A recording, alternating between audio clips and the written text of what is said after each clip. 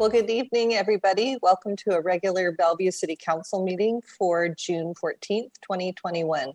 Clerk, could you please call the roll? Mayor Robertson. I'm here. Deputy Mayor Newenhouse. Here. Councilmember Barksdale. Here. Councilmember Lee. Here. Councilmember Robertson. Good evening, I'm here. Councilmember Stokes. Here. And Councilmember Zahn. Here. Great, thank you. Deputy Mayor Newenhouse, would you please lead us in the flag salute? Absolutely, and it's my honor, especially on Flag Day, to do that. I pledge allegiance to the flag of the United States of America and to the and republic to the republic which it stands, which it stands, one nation, one nation, under God, indivisible, indivisible, liberty, and justice liberty, for all. justice for all. Thank you. We have two proclamations tonight. Our first one is World Elder Abuse Awareness Day. And Councilmember Stokes, could you read that for us, please? Yes, I'd be delighted to. Whereas World Elder Abuse Awareness Day was established in 2006 to encourage public awareness and action against elder abuse. And whereas Bellevue's older adults are valued members of society and is our collective responsibility to ensure that they live safely and with dignity. And abuse of older adults is a tragedy inflicted on a growing number of vulnerable populations and crosses all socioeconomic boundaries, and combating abuse of older adults will help improve quality of life and will allow older adults to continue to live as independently as possible. And Bellevue's older adults should be treated with respect and dignity to enable them to continue to serve as leaders, mentors, volunteers, and important and active members of this community. Now, therefore, I, on behalf of Lynn Robinson, Mayor of the City of Bellevue, Washington, and on behalf of the City Council, do hereby proclaim the Tuesday of June 15th, 2021 as World Elder Abuse Awareness Day in Bellevue, and urge everyone to commit to building safer communities for our aging residents. Thank you. Thank you. We have Diana Thompson here tonight to accept this proclamation. And Diana is a fellow founding member of the Bellevue Network on Aging. And are you still a member of that, Diana? Yes, I am. Oh, good for you. Well, do you have something to say in your acceptance of this? Yes. On behalf of the Bellevue Network on Aging, I wanted to thank Mayor Robertson and the City Council for the proclamation and recognition of June 15th, which is tomorrow, as World Elder Abuse Awareness Day. Elder abuse describes a range of behavior, including financial exploitation, mental abuse, neglect, personal exploitation, physical abuse, self-neglect, and sexual abuse. Elder abuse is often perpetrated by a known trusted person, for instance, an adult child, grandchild, or spouse.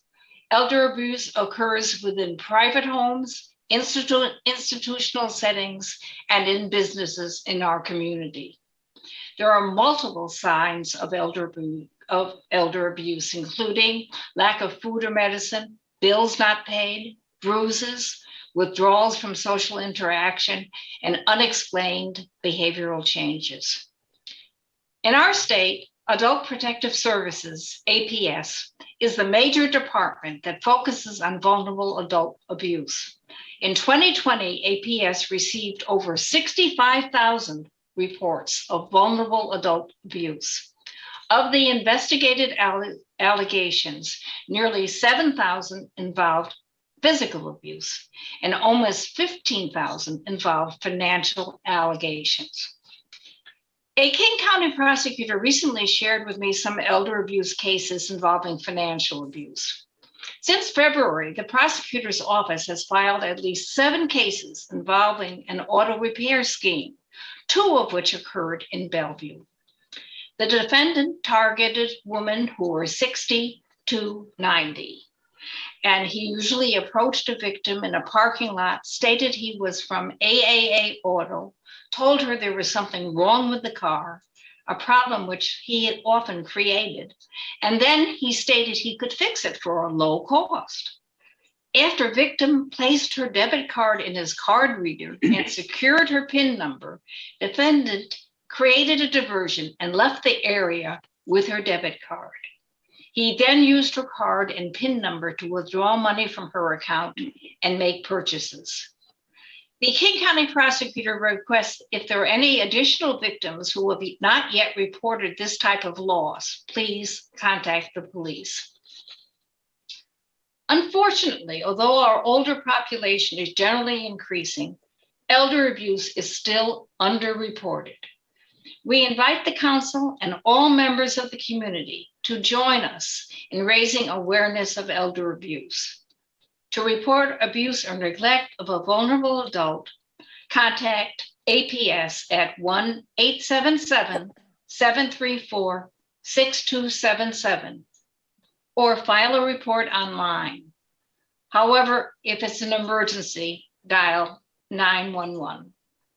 Thank you so much for listening. Thank you, Diana. And Dan Lassiter, I see you as well. And thank you for all your support of the Bellevue Network on Aging as a staff liaison. Good. Let's see, next proclamation is Juneteenth, and that's going to be read by Councilmember Barksdale. All right, thank you, Mayor. Whereas the Emancipation Proclamation issued by President Abraham Lincoln in 1863 declared slaves in Confederate territory free and paved the way for the 13th Amendment, abolishing slavery throughout the United States. And whereas many slave owners continue to hold their slaves captive until June 19, 1865, when U.S. Army Major General Gordon Granger arrived in Galveston, Texas, and announced that the Civil War was over and all slaves were freed. And whereas Juneteenth celebrates that day in Texas and the recognized and official abolishment of slavery in the United States, we must never forget that shameful period in our country's history when men, women, and children were legally considered unequal and could be the property of another person. And whereas the legacy of slavery continues in our social, political, and economic fabric today, and whereas we honor Juneteenth to celebrate freedom for the African American community and to confirm through reflection and action our commitment to equity and justice as essential components of a thriving community. Now, therefore, I, on behalf of Lynn Robinson, Mayor of Bellevue, Washington, and on behalf of the City Council, do hereby proclaim June 19, 2021 as Juneteenth. In Bellevue, recognizing its historical importance and calling on our community to join in listening, reflecting, and acting so that we can support racial justice for all. Thank you very much.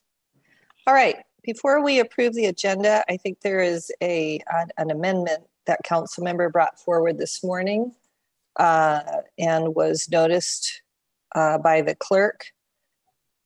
Deputy Mayor, do you know what that amendment is? I do. Happy to make that motion now. I move to approve the agenda amended to add an item under council business and new initiatives to discuss residential tenant evictions. Second. So this is a motion to amend the agenda and approve the amended agenda. Is that what did you blend them together? Correct, I did, Mayor. Okay. All right. All those in favor of approving the amended agenda, say aye. Aye. Aye.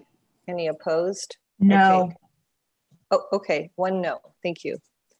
All right. We're on to oral communications. City Clerk, do you have anybody signed up for oral communications tonight?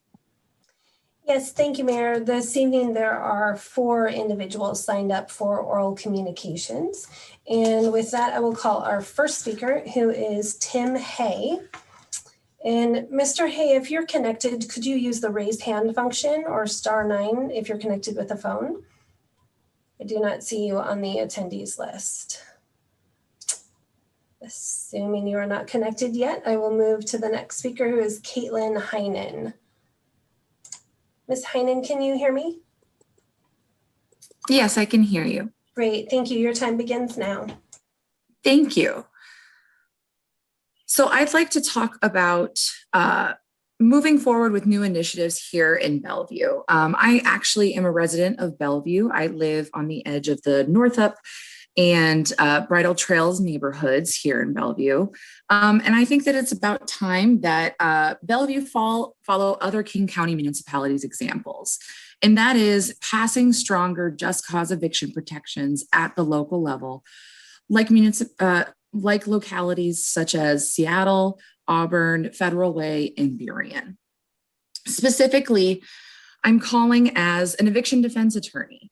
I work as a staff attorney for the Housing Justice Project, and we provide free legal aid to low-income renters facing eviction here in King County. I'd like to stress how important it is that this council pass stronger renter protections, given what we're facing here at the end of this month. As it stands, all eviction moratoria are set to expire from top to bottom, including at the federal government level, the state government level, and even in local municipalities such as Seattle. HJP provided almost $96,000 in rental assistance funds in just a 6-week period at the end of last year, in the middle of the pandemic's worst surge at the beginning of the winter holidays, to residents here in Bellevue. We've had an eviction crisis that's been exacerbated by the pandemic and will absolutely be worse once these eviction moratoria expire. We received almost double the amount of calls from Bellevue renters during the pandemic than the year prior. Interestingly, I noted on today's agenda is the 2021 State of the Neighborhoods. And two things that stood out to me was the note that there's increasing income inequality here in Bellevue and that there is new mid-size housing missing. And I think both of those help explain the eviction crisis we're currently facing. And to expand on the council's Juneteenth proclamation, housing at its core is the racial justice issue. 45% of evictions filed in Bellevue in 2019 were against people of color. Expanding on the council's concerns regarding awareness around elder abuse, seniors are especially vulnerable to evictions and increased chances of housing instability due to fixed incomes and their inability to work due to disabilities or age discrimination. Bellevue made up 2.7% of eviction filings in King County. Combining that data with the US Pulse survey of how many households are behind in rent, we're looking at some 1,620 households in Bellevue at risk for eviction come next month. And so I'd like to close by encouraging this new initiative, and I hope to see solutions proposed soon. Thank you. Thank you, Ms. Heinen. And Mr. Hay, I see that you have connected now, so you will be the next speaker. And Mr. Hay, can you hear me? Unmute. Hey, your time begins now. Am I on? You are, yes. Your time begins now. Thank you. Mayor, council members, and staff. Gentrification has come to Bellevue. We may not want it, but gentrification has come. And why? Well, first, because Bellevue is a really nice place to live and to work. Second, a lot of people feel that we simply got lucky. Think Bill Gates and Jeff Bezos. Third, like Disney World opening up Orlando, other excellent techie companies arrive. Think Silicon Valley Light. Bellevue has become a magnet of a city, and this gentrification is one of our early manifestations. Rapid transit will help, but freeway commute times are vile and growing. Being able to get to Bellevue's employment centers is worth almost anything to a buyer. But this is all being brought forth by teardowns. Our codes protect tearing down 1,200 to 1,700 square foot ramblers and building houses hulking 4,000 to 5,000 square feet. They're 2-story houses and they sell for $2.5 to $3.5 million. This is Bellevue's version of gentrification. On one hand, we take great pride, supposedly valuing the character of our city of neighborhoods. But on the other hand, we've let our land use codes welcome these teardowns. No one can compel an owner of a modest rambler to remodel. But do we want our land use codes to continue to enable this rapid change in the character of our neighborhoods? If our modest ramblers are allowed to remain, then their relatively modest resale prices just might allow some buyers who aren't high income to escape the freeway tangle. That seems fair to me.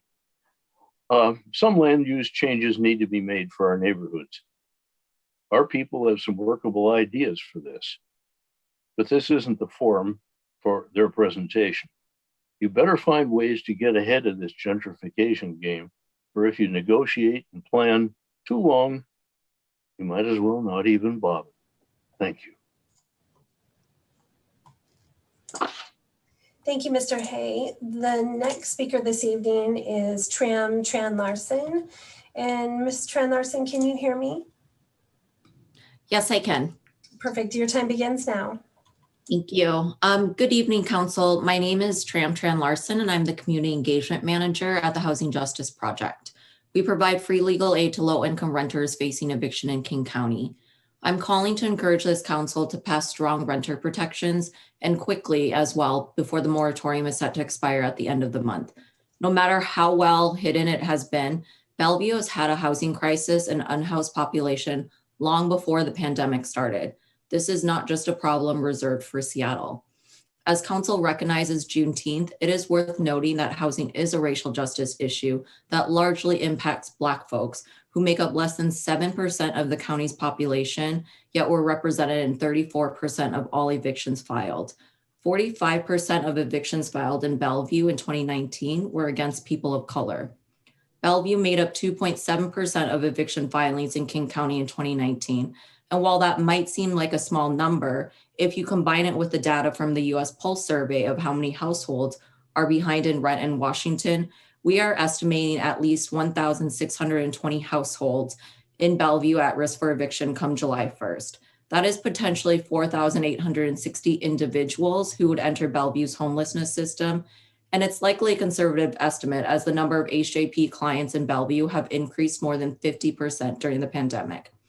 As a former housing advocate at LifeWire, I am familiar with Bellevue's landscape and services, and Bellevue does not have the resources to handle even a quarter of that number entering the homelessness system.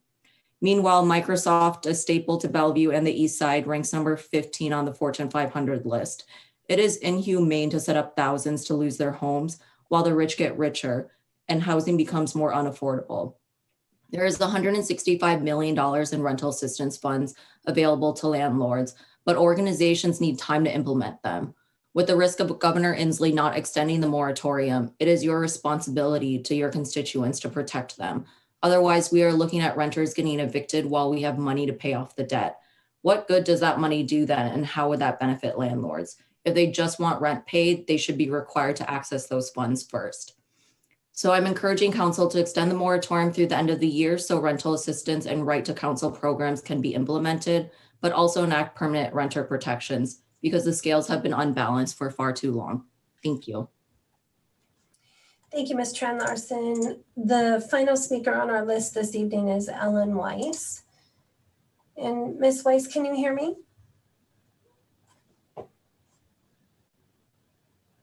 Ms. Weiss, can you hear me?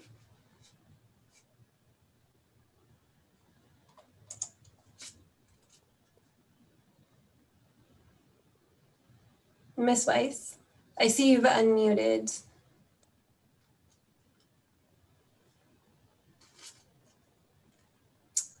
Perhaps your external mic, you need to switch your external mic. Let me see if there are any additional speakers and I can circle back to you.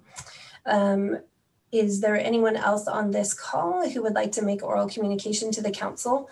If so, please use the raise hand function or *9 if connected with a phone. And not seeing any additional hands. Ms. Weiss, can you hear me yet?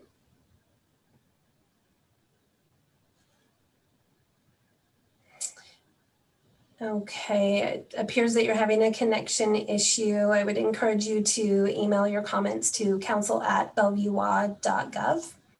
And with that, Mayor, that would be the end of oral communications. Thank you. Okay, we have a report from our city manager, Mr. Miyake.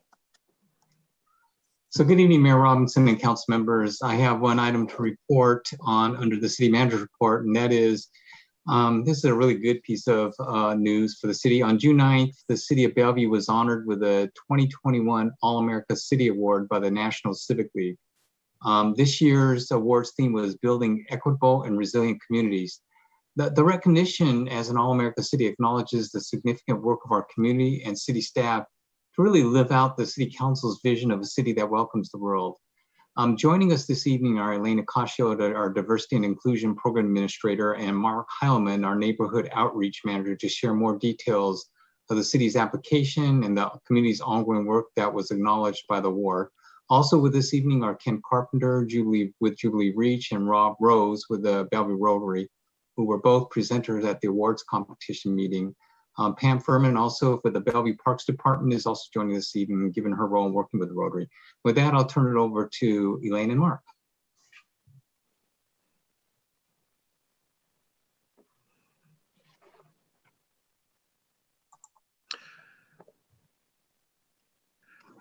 Good evening, Mayor Robinson and City Council. We are pleased to be with you and to celebrate a national acknowledgement of the community's significant efforts and investment toward becoming more equitable and resilient. Bellevue was last given this award as an honor of All-America City in 1955. And it's fitting that the theme of that year's competition was progress achieved through intelligent citizen action. And in many ways, the 2021 award reflects the same heart and the same focus that was true of Bellevue in 1955. The city's application for this year's award included this statement: Bellevue's commitment to building an equitable and resilient community is shaped by our guiding principles to enrich the quality of life for all through access, equity, inclusion, opportunity, understanding cultural competence, and we are always guided by the why. Bellevue welcomes the world, our diversity is our strength, and we embrace the future while respecting our past. The award highlights the investment that the community has made in two-way communication and in civic infrastructure, including Bellevue Network on Aging, YouthLink, adaptive recreation programming, police community advisory boards, Bellevue's Diversity Advantage Network, neighborhood walks, Bellevue Conflict Resolution Center, Bellevue Essentials, cultural conversations, installation of hearing assistant devices and mobility charging stations at City Hall, adoption of universal design principles, and cultural navigators at Mini City Hall, among many, many others. We also shared during our presentation stories of the preservation of Highland Village affordable housing, community support following the Islamic Center fire, and the work of community partners like Eastside Pathways, ERIC, Eastside for All, and Jubilee Reach, and again, many, many others. During our presentation, the city manager began with this illustration that was created through resident comments as they reflected on the year of 2020 at the conclusion of Bellevue Essentials last fall. And we really wanted to begin with resident comments, and frankly, this was a very serious competition with 19 other very engaged communities from around the country. Elaine. Great, thanks, Mark. So the application and the presentation at the national conference highlighted 3 community projects and initiatives that benefited our diverse communities in Bellevue. Our contingency at the National Civic League Convention included our city manager, Brad Miyake, Rotary Club's Rob Rose, Jubilee Reach's Ken Carpenter, and Pam Furman from our Bellevue Parks, and myself on behalf of the Diversity Advantage Initiative. The presenters discussed the city's internal and external programming efforts through the Diversity Advantage Initiative and some of our outcomes, as well as the partnership of the Bellevue Parks and Rotary to complete Inspiration Playground in 2017, as well as Groceries for Families, Jubilee Reach's work with residents to meet practical needs during the COVID-19 pandemic. We were also able to respond to questions about the projects from the award selection panel. And tonight we do have Rob, Ken, and Pam here with us. And we'd like to give them kudos for their exceptional service through their projects and for really their engaging presentations and comments that were key to the city of Bellevue being awarded the national recognition as the 2021 All-America City recipient. As Mark mentioned, Bellevue was last honored for this award in 1955, and we see this commemorated with photos on a large utility box on Main Street. And we look forward to commemorating this award with our community and continuing the crucial work of equity and resilience. And I'd like to just kind of close off here with the concluding statement of our All-American City application, which states, over the past year, our community has responded to multiple challenges in large and small ways, donating PPE to first responders, delivering groceries to families in need, organizing support for local businesses. They also responded by raising their voices and continue to be civically engaged throughout the year. The remarkable thing about Bellevue's community is that given the challenges of 2020, we were not caught either disconnected from each other or unprepared. We weathered this past year, knowing that we would go through it together. And we're discovering that in the hardships, we are developing strength to face crises and recovery together as a community, end quote. And so the recognition of being a resilient and equitable community is certainly one that we, and that means city leadership, staff, community partners, and residents alike, can all be proud of and will continue to be the type of community that we strive to be. Thanks. And Mark? I need to tell you, it was a tense and exciting thing as other cities were acknowledged. And then for last Wednesday, for our city to be acknowledged. One of the things that was specifically called out, even in this announcement, was the acknowledgement of Inspiration Playground and that every princess should have a castle. So thank you, Council, for your leadership of our community. We're excited to achieve important steps for equity and resilience in the future. And we congratulate our community on the incredible accomplishments that are acknowledged by being a 2021 All-America City winner. Congratulations, Bellevue. Well, that's just terrific. And thank you so much for representing us as well as you did, because that was key to us winning this award. So we really appreciate it. I'm very proud of the whole team in this city, including the community. We've all worked really hard to get to this point, and we've got to continue working, but I'm confident we can do that. So thank you so much. Mr. Miyake, did you have anything else you wanted to add there? No, other than just sincere appreciation to the Bellevue community and to the staff. Just a great, moment for the city, and a sincere appreciation also to the council for your leadership. That concludes my report for this evening, Mayor. And for yours, Mr. Miyake. Next, we have council business and new initiatives. So we have two. We'll start with the first one, which is Councilmember Robertson's recommendation for an appointment to the library board. Councilmember Robertson. Thank you. So I am recommending that we appoint Sarah Rock to a partial term expiring May 31st, 2022. Ms. Rock is actually she's a librarian by training, doesn't work as a librarian. She lives in North Bellevue. We do not have anyone on the library board north of 520, and she lives up there. We also, the person that resigned to create this opening was the only person on the library board with minor children. And Ms. Rock has minor children. She works for Kirkland Parks doing outreach and community development. So she's going to be a great addition to the library board, and she was the unanimous first choice by the panel. So I would move to appoint Sarah Rock to position number 5 on the library board. Second. All those in favor say aye.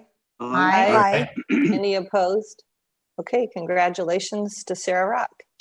Thank you. Okay, Councilmember Zahn, you have a new initiative. Would you like to introduce it for us? Yes, thank you, Mayor.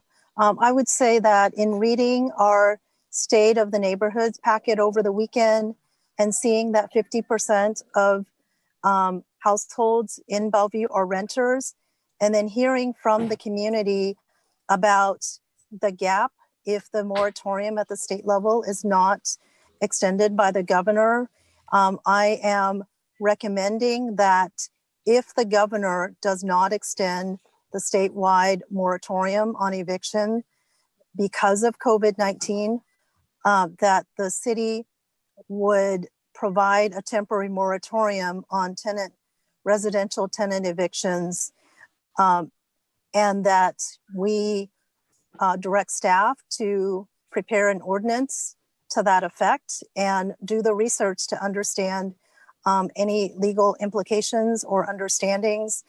There are several cities on the east side that are considering a similar extension of having a moratorium in case the governor does not extend the statewide moratorium. So and it's specifically related to COVID-19. Okay. So Councilmember Zahn, it's kind of a two-part thing in my mind. One would be to see if there's a consensus with the council to ask staff to bring forward some information on creating the pros and cons of a moratorium and having that conversation so that the council can then vote whether or not to adopt that. So tonight's question is there support for having staff bring that back? Does that sound right? Correct. So my understanding is that the amount of time it would take would be more than the 8 hours, and therefore it would be one that the council would have to vote to direct the city attorney's office to evaluate and come back with the proposed ordinance. Good. So just to be clear, tonight we are not voting on an ordinance. Tonight we're voting on getting information about one. Correct. So, so that's what your initiative. So, why don't you make a motion? We'll open it up for conversation. Okay. I move to direct the city attorney's office to evaluate the legal implications of potential adoption of an ordinance to provide a temporary moratorium on residential tenant evictions in Bellevue due to the COVID-19 pandemic, only to be enacted if the governor does not extend the statewide moratorium.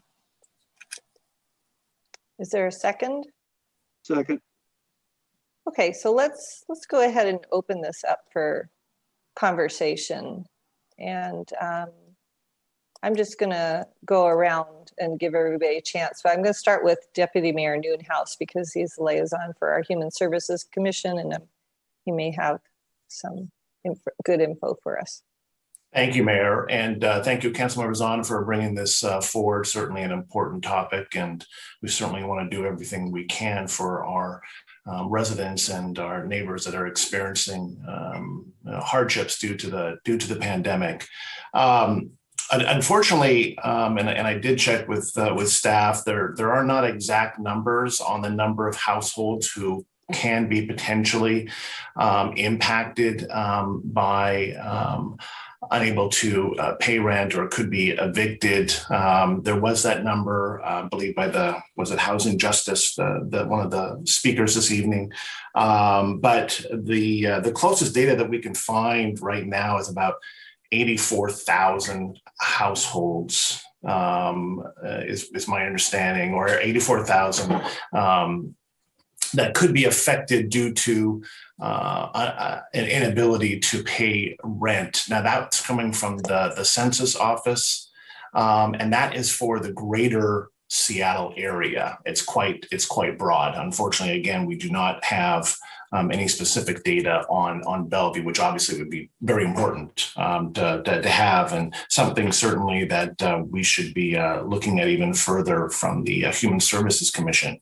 But I can share a little bit in terms of what the Human Services Commission has done already and the funds that we have allocated and the number of households that we have helped already as well. So the Human Services General Fund for 2020, we'd spent over $600,000, and that got to over close to 700 households. The Human Services General Fund for Q1 of 2021, that helped 130 households and close to $30,000 spent there.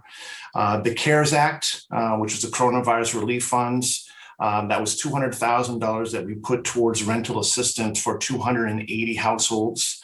And then we also had the CDBG funds that we're all aware of. And that was over $200,000, and we're able to help 112 households there. So in total then, so far in terms of the money spent, that is over 1,200 households that received rental assistance for a little bit over $1 million. Now, funds that we have not spent yet.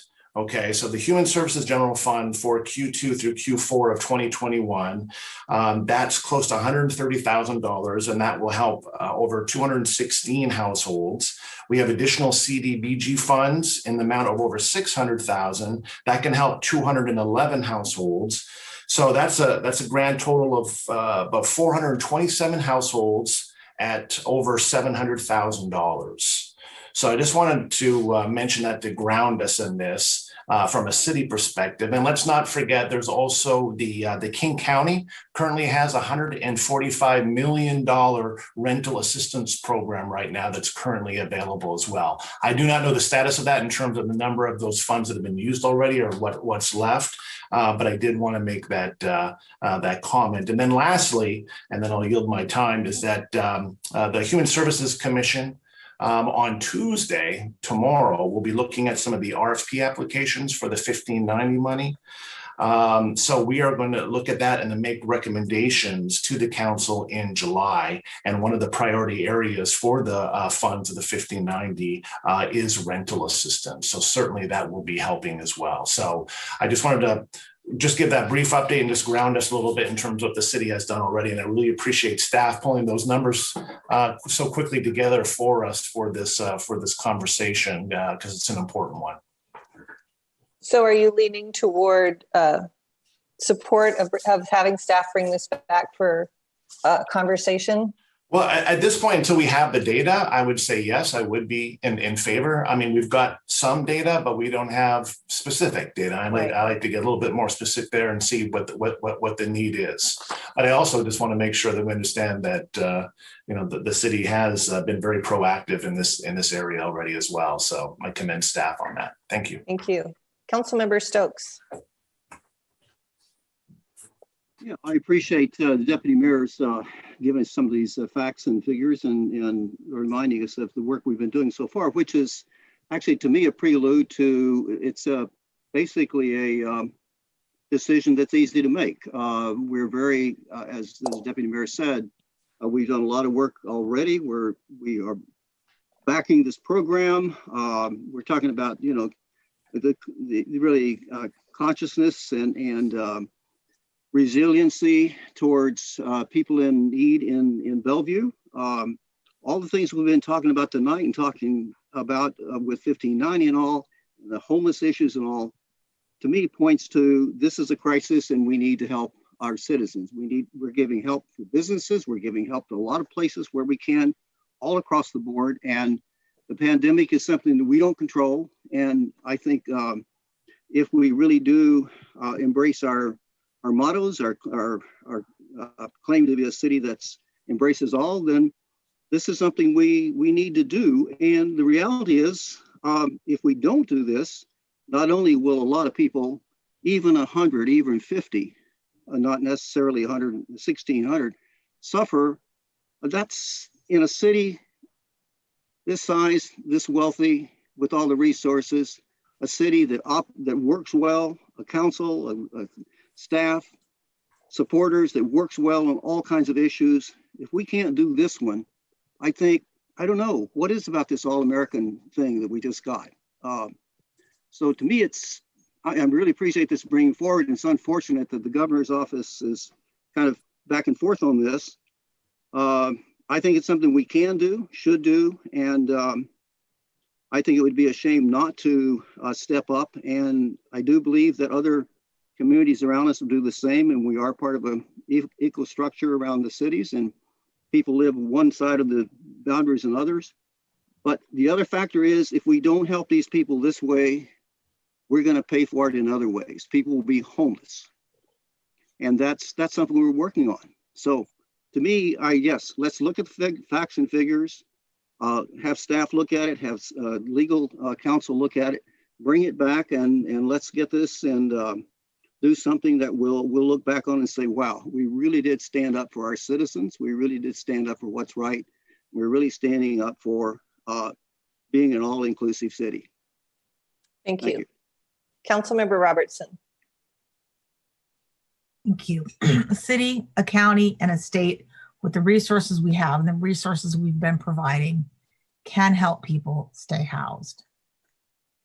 Creating an eviction moratorium, in my opinion, is not the legal, appropriate, and way to do it to keep people in Bellevue. So I'm not in favor of this motion. I am in favor, however. Number one, I think the motion's too narrow. All it does is ask for legal opinion. Legal opinion is really important. There are takings, constitutional takings issues with interfering with people's property rights and contract rights, and the city could be buying itself a future lawsuit. The eviction moratoriums that have been upheld, but haven't ruled on whether damages are appropriate from the jurisdictions that are putting them in place. I don't personally want to buy the city of Bellevue a lawsuit. I would much rather continue to use our money for rental assistance. Number two, I do not understand, even though I've read the legislation, which I'm probably the only one on this council that has, the two new state laws that have taken effect with regard to landlord-tenant. The first one is in gross second substitute House Bill, Senate House Bill 5160. That House bill, or that Senate bill, which became law, does not allow tenants to be evicted even after the statewide moratorium is lifted, without landlords offering them payment plans, without the tenants who are low income being provided legal counsel by the state. There are resources put in place by the state to pay the rent to landlords who go through this. They require mediation at the court level. I don't know what effect this is going to have on the evictions that are coming. I certainly don't want a bunch of people in Bellevue to be evicted, but that's one regulation. The other is in gross substitute bill 1236. That's another one. We're going to need to know what impacts these have on tenants in Bellevue. We're going to need to know how many tenants are potentially at risk for being evicted. We know that we've given rental assistance to, I think, 1,200. Are they up to date on their rent? If so, they won't be evicted. How much rental assistance is needed? There's rental assistance from the state. There's rental assistance from the city. There's rental assistance from the county. There's rental assistance from private organizations. We need to know what those resources are so we know what the need is. Well, the other thing we do know is Bellevue has the lowest unemployment rate in the state. So what is the need for the tenants? Secondly, we need to understand the legal ramifications. Just because, as your mom used to say, just because someone jumped off a bridge doesn't mean it's a good idea. There are cities doing this. I don't know that it is a good idea for the city to interfere with that. There was an editorial in the Seattle Times just this week about how 48% of rental properties or rental dwelling units in Seattle are getting divested because of the local interference with landlord-tenant. Do we want to start divestment in Bellevue? Right now, we have huge investments going on. We need to make sure we caretake that. That's not a given. We don't know that people will continue to invest in Bellevue. So while I'm okay with staff looking at this, I think that the motion is too narrow because it's just a legal look. We need to look at the policy. We need to look at the economic impacts of this. We need to look at the need. We need to look at the downstream effects, because when we start messing with private property rights and with contract rights, and we buy ourselves a lawsuit, let me tell you, the ARPA money can't be used to settle lawsuits. The ARPA money can be used for rental assistance. So let's do the smart thing rather than just something that looks good and feels good. It may not actually help the tenants avoid being evicted. So I need a lot more information. This is not generally how we do things in Bellevue, where a council member just emails something in and it gets on our agenda the day of. This is not the way we do things. And I'm very disappointed to see the procedure, which is why I voted no against the motion to amend the agenda. We need to have a lot more due diligence So I'm a no on the motion, although if it's going to pass, we need to add all this other information that we need to the motion itself, because it's just a mistake. And Bellevue is much too smart and much too good at getting people to invest in Bellevue and to caretake our citizens to make a mistake. Thank you.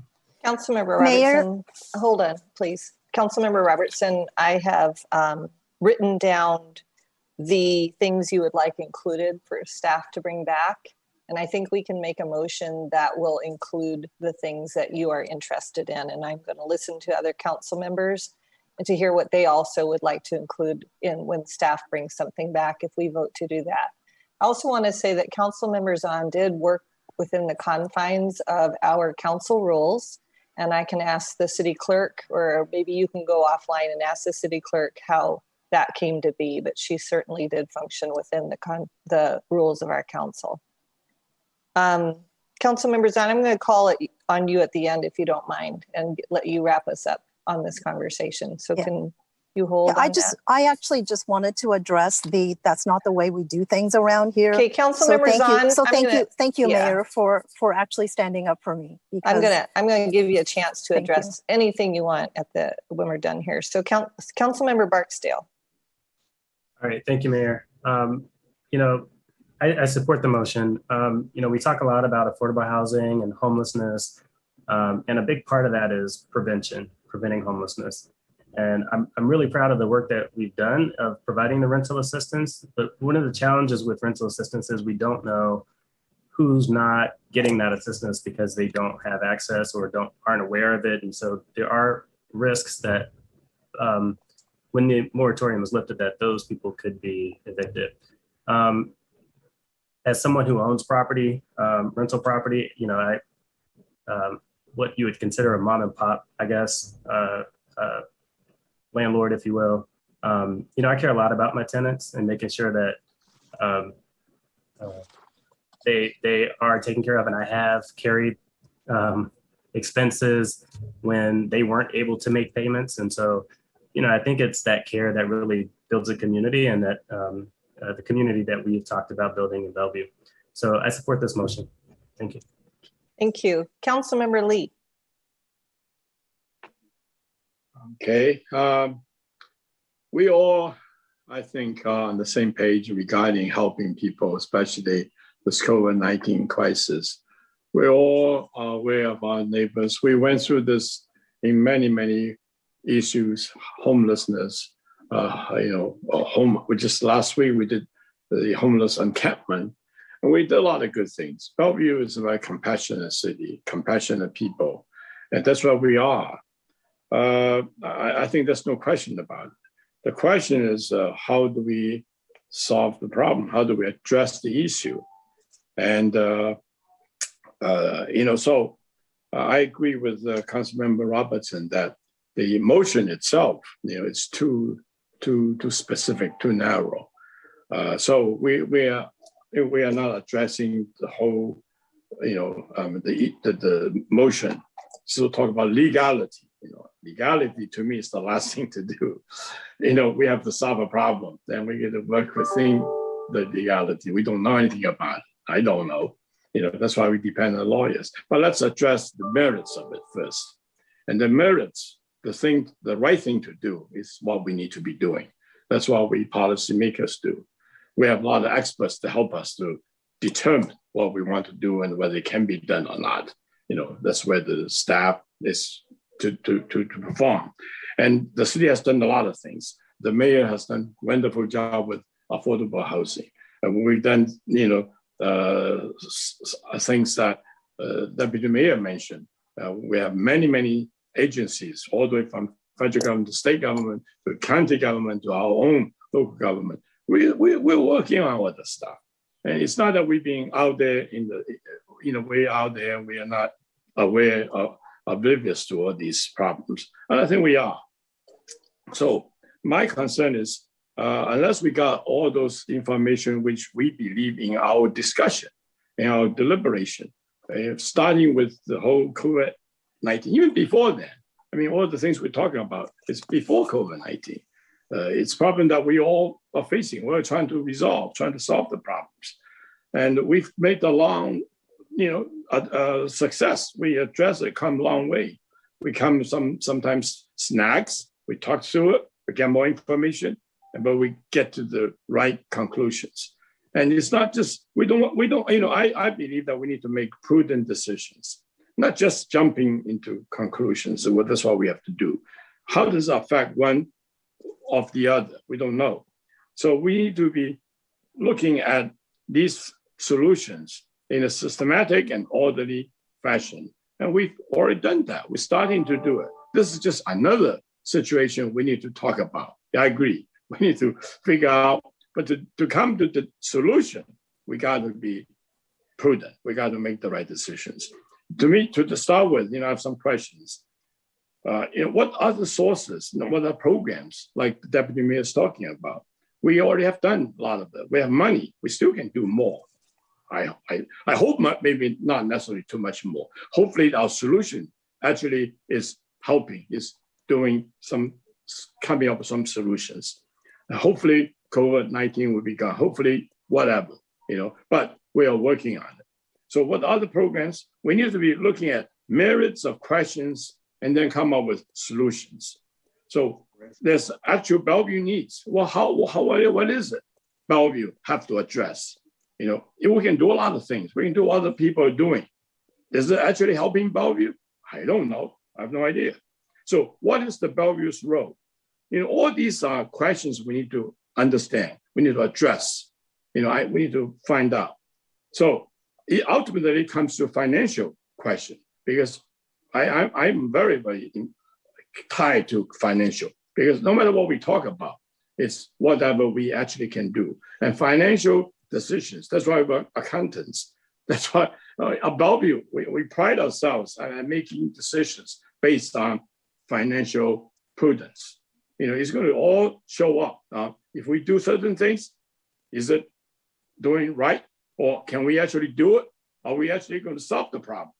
Okay, it's going to show up in understanding and what is going to happen, what results we're going to get, what benefits are going to be, and how are the people going to be actually helped. I think that's all the bottom line. So I cannot support the motion because it's too specific. We just want to do a legality now. Okay. Legality for what? We haven't decided yet what to do. So what's the legality? So, but I'm willing, if we can figure out going through the process with voice dependent on understanding what's the situation, how does it pertain to Bellevue, what are the things we've been doing that's working right, let's do more of it if it's necessary, what's the things that we should not be doing, let's figure that out. All this takes time for us to understand. Thank you, Councilmember so that's Lee. Okay. Thank so you. That's what my position is. I do not mind if you want to hear what I said. I didn't say that yet. If we can have the opportunity to get information, go through the process of understanding what we can do, the best we can do, and the right thing for the city of Bellevue, I'm willing to do that because we all understand that, but not on this motion itself. Thank you. Thank you. Okay, I'm going to ask for everybody's grace here because it's really hard to function as mayor and then to have my own personal opinion. So I'm going to try to divide my own personal opinion out here and give it to you. I'm going to give council members on an opportunity to speak, and then I'm going to redirect the motion a little bit and see how everybody feels about it. But this is my personal opinion here. So the Housing Justice Project people said that they had donated $96,000 to Bellevue households in January, or since January, I don't know. And I know that there have been millions of dollars put into rental assistance from local agencies, from large employers, and from our city itself since COVID. I got a little bit of data. It's not complete, but I know that one of our largest affordable housing providers said that there are 404 low-income units with rental delinquencies right now. And there are 2,283 units of workforce housing that has rental delinquencies. I know LifeSpring has helped 419 separate families with rental assistance.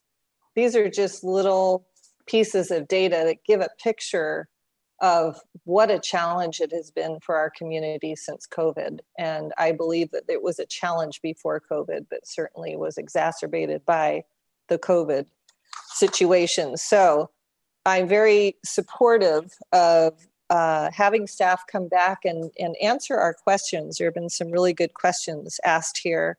And the question that I have asked in the past, I think I started asking this a few weeks ago, was how many households will there be facing back rent when the state's eviction moratorium is lifted? So that's what I would like to know. And council members, and so I'm going to support this motion, but I'm going to rephrase it a little bit. And council members on, go ahead. I can't hear you yet. There we go. Thank you, Mayor. I appreciate all my colleagues' concerns and asking questions to understand what's going on. I will say that there have been several panels talking about eviction crisis prevention, and that's where some of this why there is a gap between when the statewide moratorium is going to lift and when these resources that some of my fellow colleagues discuss go into effect. So when you talk to the Eastside Legal Assistance Project and you talk to the Housing Justice Project, what they tell us is that the, what were we calling that? The right to counsel for renters during an eviction, that is not in place yet. And they are expecting it will take several months to get the process in place, to get the lawyers to be brought in to be able to provide that service. What I'm hearing from those two groups in panel discussions is that when renters call the King County number for help, what they're told is, we'll get back to you, possibly, we can't give you a timeline, it could be several months. So really, this is intended to be a stopgap to make sure that we don't have more of an issue with folks being evicted and experiencing homelessness, that we're going to spend a lot more money getting them into housing than preventing the issue in the first place. This is a limited duration temporary moratorium because of the governor's seemingly not extending at the statewide level. So this is based on direct information we're hearing from the agencies that are helping renters. And I will say that we've also heard from actually the legislators that wrote those two statutes passed about what it was intended to do, and the fact that those systems are not in place yet. So I would really urge my colleagues to support the staff doing the assessment and for an ordinance, and recognizing that then while we're preventing folks from being evicted, we can then be looking at getting a detailed report about how many people are on the cusp, what is the status of these different programs that are being funded at the state and county and local levels. And so it is a two-part piece. So I agree with that, but the moratorium is the first piece and the most urgent to get something in place by the end of the month. Thank you.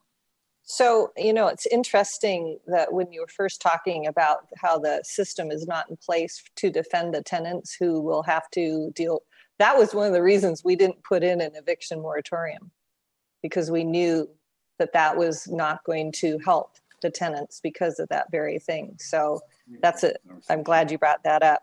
So I'm going to make kind of a friendly amendment here, if you'll allow me, and say that this motion is for an assessment for an ordinance that includes a legal opinion on local rental moratorium and its ramifications.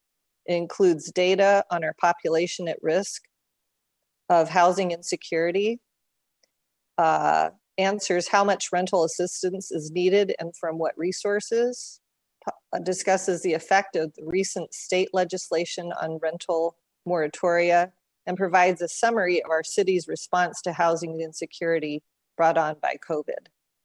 So that that is the motion on the table with a friendly amendment attached.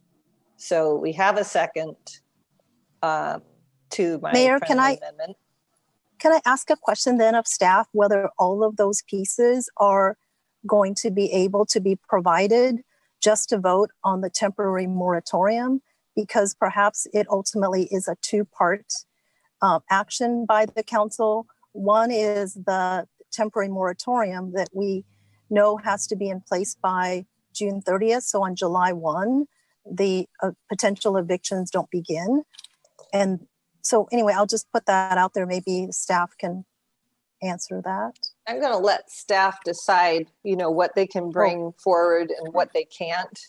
And I think we'll just move forward with this motion to ask them to bring an assessment back and knowing what the timeline is. And I think that the timeline is going to become more clear in a few days, because really the governor has to give quite a bit of warning, more so than it would be to just yank that moratorium at the end of the month. But I'm no expert, so I'm not going to rely on my opinion on that.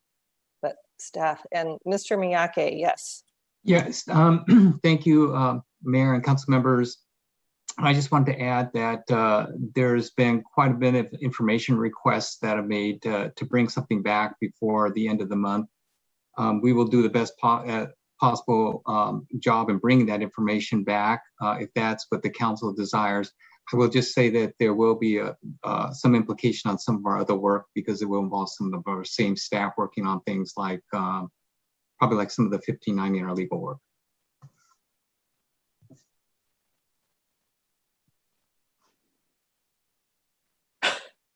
Well, that's a bummer. Well, I'm not saying so how much, but this seems to be a priority on the part of the council to move this forward. It's all related. Well, it's a delay of a few weeks. Yes, is what it is. Yeah. Well, is it possible for staff to come back next week with an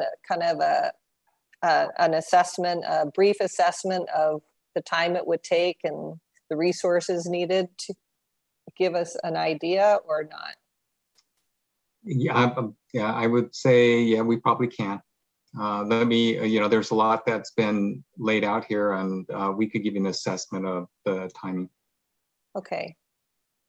Does it make sense to just this motion is for an assessment for the ordinance and then answering those questions? Does it make sense that it could be kind of a two-part thing, that the assessment would come back to us first? Are you asking me, Mayor? Yes. I think your question was, could the staff give us an assessment of the amount of work and what it would take in order to bring this back? And to give we could, within this next week, we could probably put something together in order to accomplish that. So does it make sense to put off the vote till next week when we have that information, or is this something we should vote on now? Are you looking? I'm asking you, Mr. Miyake. I think to get it on the record, I would take the vote now to get this work moving ahead, because it's going to take some time in order to do this. Okay, I'm looking at everybody. Any more comments or questions? Councilmember Robertson. Thank you, Mayor. I appreciate you bringing the substitute or the amendment to the motion. That captures all the information I'm interested in, so I'm going to support the motion. But it may well be that Governor Inslee extends the moratorium, which means we have more time to study this. So I think that would be a really good thing. And yeah, let's get the information back so we can know. But we need to do that due diligence first before we decide we're going to pass a new ordinance. Thanks. If there is not a delay of if the moratorium is lifted and we have to move fast, I feel like that's a different scheduling scenario than if it's not. lifted and we have a month or 2 months more to gather information. I mean, we're supplanting some really important work with 1590 to move this ahead of that. And I'm trying to give staff the flexibility that if the moratorium is not lifted, that they don't have to move quite as fast in front. And I wonder if this has that flexibility in there, Mr. Miyake. You know, Mayor, I think, you know, we're talking a matter of a couple of weeks. I think we could, and that's, I'm just bringing up, there are implications, although be it, you know, a 2-week perhaps delay on some of the work. It's just, I'm just wanting to be fully transparent in terms of the workload for the staff. But again, it's not going to be months and months and months, that kind of thing. So 2 weeks, and as one of the council members mentioned, who knows what the governor may do in the interim in that 2 weeks. Okay. Thank you. I think not any more comments or questions. We'll go ahead. Councilmember Lee. Thank you. As everybody knows, moratorium is very serious, important for City Council. In the past, I've been here long enough to know that people who say no moratorium, but I believe that this is a very serious, very important issue that we all wanted to address because we want to help people, no question about it. So I think that under that, you know, consideration, you know, normally I would say, well, you got to really think through, you know, moratorium, but this is important enough. There's something we want to do. I can go along with, you know, moratorium, but it must address the issues that's being raised at this meeting by all the council members. It's got to be things that we have been doing, that we can do, and what other people might be doing, what our role is. And I completely sympathize with the speakers that we heard. Absolutely, we're all on the same page, but we don't just jump into conclusion saying that it's the right thing, it's good for everybody, and how this applies, because we cannot do it. If it doesn't make sense for us to do it, we're just going to be muddle up the water. It won't help the people that I need. So on that basis, thank you. I can support this, but only with understanding that we got to get all the information we need for us to proceed any further. Okay, so let's go ahead and take a vote on my friendly amendment. All those in favor say aye. Aye. Aye. Any opposed? Okay, and then let's go ahead and take a vote on the whole thing. All those in favor say aye. Aye. Aye. Any opposed? Okay, thank you. So that moves forward. Thank you, council members on. Okay, I've written all over my paper here. So now let's see if I can stay on track. We're on the consent calendar, I believe. Is there a motion to approve the consent calendar? I move to approve the consent calendar. Second. All those in favor say aye. Aye. Aye. Aye. Any opposed? Okay, next up we have 2 study session items. The first one is the 2021 State of Our Neighborhoods. Mr. Miyake, would you like to introduce that? Yes, Mayor, thank you, Mayor and council members. Just by way of background, over this past year, the Community Development Department took a fresh look at the trends and changing demographics of our neighborhoods from 2009 to 2020 and created a new State of Our Neighborhoods dashboard for the public to learn more about where we are and how we have grown in the past decade. Tonight's informational presentation will provide a very high-level overview of the data, identify changes in our community, as well as explore impacts for today's neighborhoods. Tonight, we will also be showcasing the new State of Our Neighborhoods mapping tool to make complex citywide data more convenient for our community to access and understand. So joining us this evening is our Mike McCormick-Huntleman, Assistant Director, Kate Nessie, Demographer, Elizabeth Durrett, Senior Planner, all from the Community Development Department. With that, I'll pass it on to you, Mike. Thank you, City Manager Miyake, Mayor, Deputy Mayor, council members. Really is a pleasure being here tonight. Able to share with you a little bit of our state of our neighborhoods. Tonight, I'm going to pull that up for you. Tonight's presentation is really for information only. We're not asking for any council action tonight, but we will be covering what is in State of Our Neighborhoods. We're going to share a little bit of some of the emerging concerns that we're identifying or hearing out in the community, and go over as a broadly, how has the community changed since 2009 to 2020? What impacts does that have for us today, especially through a neighborhood lens?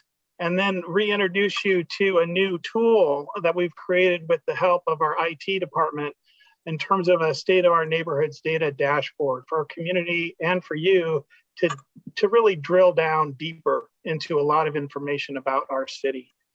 So State of Our Neighborhoods is something that we like to do every 8 to 10 years, just ahead of the major comprehensive plan update.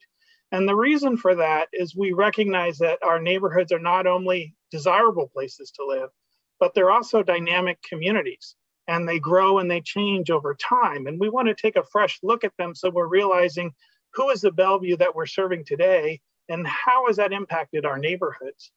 We're also being responsive to your new council priority, which really was around how do you leverage this data and technology to enhance our community engagement, especially concerning equity and accountability. And so we're putting together dashboards and storyboards that other departments have used operationally and putting them at the fingertips of our community as well. So they tell a cohesive story that people can look into the neighborhoods and drill down on the areas that matter most to them. I want to start with just sharing what our residents are saying and what we're hearing from the community.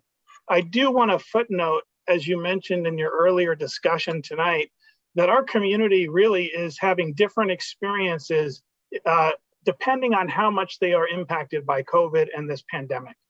So naturally, there are members of our community that are directly still dealing with the pandemic, the loss of income, and have a more immediate short-term horizon in terms of community needs that they're facing. But as we gathered our neighborhood leaders together in this last month, we did about 5 focus groups and heard from 50 plus community leaders. And we asked them, what is most important to you? What's on your mind from a neighborhood perspective, from a city thing? And they started repeating priorities that they had in early 2020, which were pre-pandemic concerns, right? How are we planning for growth? Give us a clearer picture for how that's going to look like in downtown, Wilburton, Bell Red. What are the public benefits from that? How are we addressing increases in traffic congestion? What are we doing about noise? How is that impacted in terms of drag racing on the street to leaf blowers in our neighborhoods? How are we addressing affordability on housing and the impact? We'll talk later about single family home redevelopment, mega home impact on neighborhood character and affordability. They're concerned about homelessness and climate change and tree preservation. Many of these are familiar concerns that we're addressing as a city. And then from a safety perspective, mailbox theft, car prowls as nuisance crimes that continue to plague our neighborhoods. And they're still asking questions around how do we build community across linguistic and cultural barriers or divides? And how do we do that on a local level to build neighborhood community in a global community? And what was interesting too was just a lot of education around, wouldn't it be great if we had more news focused on Bellevue and more news stories on Bellevue? So I thought you wanted to hear what we're hearing from neighborhood leaders of things that are top of mind. When I boil down what's key in terms of neighborhood livability, again and again, I wanted to highlight it comes down to these 4 priorities: high quality built and natural environment, providing public safety services, improving transportation, that includes multimodal options, and maintaining and developing a caring community. And it seems to be, if you had these 4 elements all together, that you're really scoring high in terms of what residents think of neighborhood livability. And as you can tell in our performance surveys, we still have 94% are rating our neighborhoods as good or excellent places to live. And that is a status of where things are. We have created a new tool for the community and for you to connect. It's on our neighborhoods page on our city website. The link is on this slide. And this really is a collection of story maps and of telling different slices and stories about what are shaping our neighborhoods and our community. And we've pulled that together to make this just easier for people to access and dive into the real information. So let's talk about the real information. What did we see when we looked at what's going on between 2009 and 2020? Well, we've grown. We've grown as a community. And not surprisingly, this also includes the annexation of Eastgate and Hilltop back in 2012, but also the new growth that is coming into downtown and Crossroads and other places. And so we are the city where you want to be. And it's a highly desirable place to live. So when you think about the population growths and the shifts, back in 2009, our largest neighborhood was Lake Hills. Around 15,000 people lived in the Lake Hills community. Lake Hills is still our most populated neighborhood area. Around 18,000 people live in Lake Hills. However, we have two new population centers that have shown up on the scenes, downtown and Crossroads. And what's surprising is the population of downtown, which is just under 14,000, is almost exactly the population of Crossroads, just under 14,000. So when you see about the growth of the city, we are growing as we anticipated we would grow. We're growing in downtown, we're growing in Bell Red, we're growing in Crossroads, and you're going to see that growth continue. To tell us a little bit more about our community and the diversity of our community, I want to turn things over now to Kate Nessie and our city demographer. Kate? Thanks, Mike. Bellevue residents are connected through work and family to countries around the world. You might say that the world is here in Bellevue. The norm in Bellevue is to be born outside of the United States or to be the child of parents born outside of the United States. Across Bellevue, 44% of residents speak a language other than English at home, and in some neighborhoods, it's higher. The following information was used in our work on the recent Great Neighborhood Sub-Area Plans and is similar to information that we'll be using in our comprehensive plan update as well. Next slide. Over the past 10 years, the diversity of the city has increased in every neighborhood. In some neighborhoods, more than half of the residents are non-white. The Asian population has increased the most in all neighborhoods. It is most pronounced in Somerset, Crossroads, Lake Hills, downtown, and Bridle Trails. Other racial groups have also increased in Bellevue. For example, Lake Hills has the highest number and highest percent of Hispanics in Bellevue.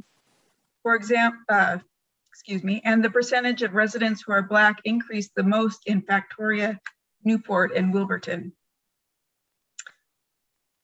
It used to be that the Crossroads neighborhood was the crossroads of the world. Now any neighborhood in Bellevue could claim that moniker. Perhaps we should not be surprised at the increasing racial diversity as it mirrors the increasing number of people born outside of the United States. In 2020, over half of the population in Crossroads and Bridle Trails were born abroad, and over 40% of the people in downtown and Wilburton are foreign born. In Bellevue, 14% of residents speak English less than very well. There are about 100 languages spoken by children in Bellevue public schools. If you knocked on 10 random doors in the city, 4 to 5 times the door would be opened by a multilingual person. Depending on which neighborhood you were in, the most common non-English language you would encounter would be Chinese, Japanese, Spanish, or Korean. The other dramatic shift in characteristics of the population is the increasing educational level of residents. The shift has been most pronounced in the northern and western neighborhoods in Bellevue. The largest increases were in Bridle Trails and Crossroads. In 2020, nearly 80% of adults in Bridle Trails and downtown have a bachelor's degree or more. The most remarkable age-related story in Bellevue is the increase in young professionals. The city has disproportionately large share of people in the first half of their careers compared to the region. Today, over half of the population in Crossroads and downtown is between 18 and 44. Normally, you would expect to see a comparably large number of children with people in this age range, but in Bellevue, many of these folks are childless. The biggest increase over the past 10 years has been in downtown, which increased by 10 percentage points. Interestingly, downtown also experienced a large increase in the number of people 65 and over during this time period as well. Average household income has increased dramatically across the city. These comparisons do not take into account inflation, which was about 20% over that time period. In other words, what you could buy for $1 in 2009 would cost about $1.20 in 2020. However, income in all neighborhoods increased more than 20%. In some neighborhoods, it was far more than 20%. Household income is not uniformly distributed across neighborhoods. The neighborhoods with the largest share of households in the middle band, that is between 50,000 and 199,000, are Factoria, Eastgate, and Bridal Trails. Lake Hills has the largest percentage and also the largest number of households with incomes under 50,000. Homelessness is a regional issue, and homeless individuals and families are part of our community as well. There are 375 homeless students in the Bellevue School District. Over the past 5 years, we've seen an increasing need for shelter in the city. A portion of the large increase in shelter beds occupied in the city between 2019 and 2020, that big increasing bar, can be attributed to the men's shelter changing to a year-round model. Income and housing are intertwined, not only because housing is usually the largest single expense for a household, but also because the cost of housing often dictates who is able to live in an area. I'm going to turn it over to Elizabeth Direct to talk more about housing in the Bellevue neighborhoods. Thank you, Kate. So as Kate said, these two topics are definitely intertwined. She highlighted how there was a gap between those households in the city making the most and those making the least. And that is also reflected in the housing. So when you look at the new units that have been produced over the last 10, 11 years, they tend to fall into two categories. One of them is new multifamily housing, and those on average are 1.6 bedrooms, or they are single family housing, which average 3.8 bedrooms. And so there's a gap in new housing that provides 2 to 3 bedrooms. And that's the type of housing that would often appeal to those middle income households that we are seeing a gap within the city. Also looking at that multifamily housing, on this slide, you can see where we have constructed multifamily projects. This is not the zoning, but this is where we actually have multifamily buildings. So you can see in yellow, those are the older multifamily buildings, and in orange, the ones that have been constructed recently. This also shows how multifamily housing is related to home ownership and renters. The multifamily housing now houses 39% of Bellevue's population, and we are at a 50-50 split on home ownership and renters. And while we have increased our multifamily numbers, the home ownership and renters has stayed relatively stable. It's only changed from 52% ownership to 50% ownership, and that shift is likely because of that increased multifamily presence over the last 10 years. On the next slide, you can also take a look at, in single family neighborhoods, what reinvestment has occurred. So this highlights areas of the city by percentage of the total single family stock in that neighborhood, where there has been reinvestment and tearing down of existing single family homes and rebuilding on that same site. And I want to highlight for you on this one that Northwest Bellevue and West Bellevue are two neighborhoods that are seeing far more of this activity than other areas of the city. Northwest Bellevue is seeing about 17% of their stock over the last 10 years has made that transition. And in West Bellevue, it's about 13%. The next neighborhood is Eastgate with 4%. So there's a big gap there where those two neighborhoods that really border downtown are seeing a lot of this activity. On the next slide, we'll kind of tie that over to the housing cost burden. So you'll have heard us a lot when we talk about affordable housing, talk about cost burden, which means that a household is spending more than 30% of their income on housing costs. And this is often tied to renter and owner. So we've given two different numbers here. And we do often try to focus on the numbers for renters in particular and those at the lower income brackets. And 38% of Bellevue households that are renters are currently cost burdened, while 24% of the owner occupied households are cost burdened. And that ties to this next slide where we're showing where we have regulated affordable housing units, and it doesn't matter who owns them and runs them. Every dot here shows regulated affordable housing at various AMI levels. So the lower left also shows that those projects kind of run the gamut on allowed affordability levels as well. And so we wanted to kind of highlight where those are and that there's quite a bit of variety across the different neighborhoods as far as where those projects are. And then we want to kind of transition here to talking about mobility as well. Where people live is definitely tied to how they get to where they work and where they play. And there's been a lot of transition over the last 10 years to kind of more of a multi-mobile city. So there's been interest in different projects as a result of that transition. So we've been hearing from the neighborhoods, and people really are interested in seeing traffic calming projects to really slow down certain areas of vehicular traffic and make it safer to do some of the other walking and biking and taking transit.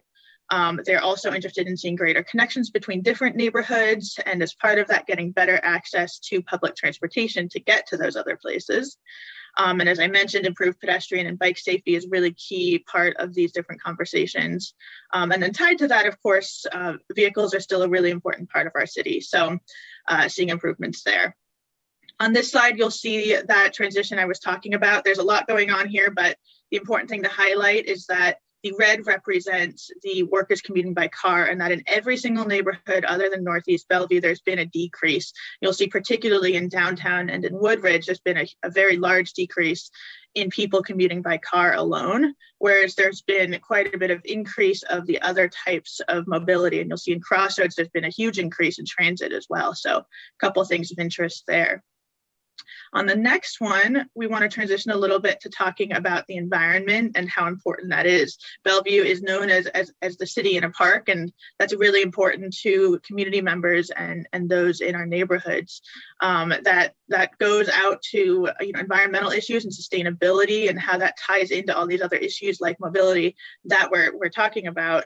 But it also is really tied to the kind of visual and emotional connection to trees that many people in our neighborhoods feel. And making sure that there's outreach for education and tree planting. And there's a lot of interest in seeing a review of our city codes on tree preservation, which was highlighted in our recently adopted environmental stewardship plan. On the next slide, you can see how the tree canopy itself has changed over the last 10 years.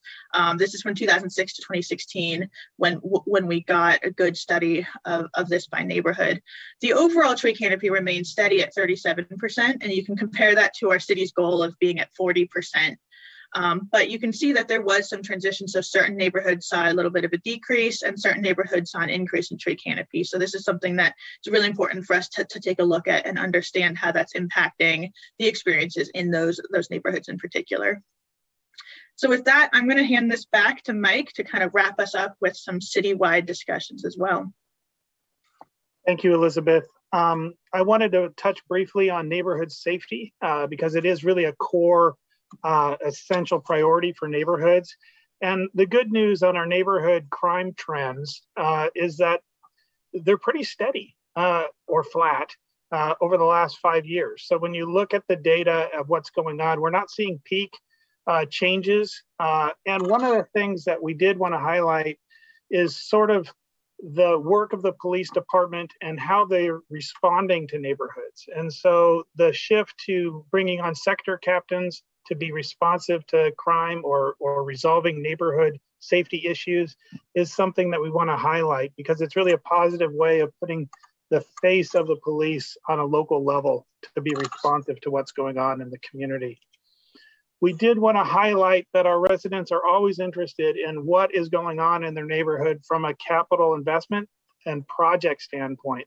They want to know where is the project, when is it happening, what the status is, and how it's going to improve things for them.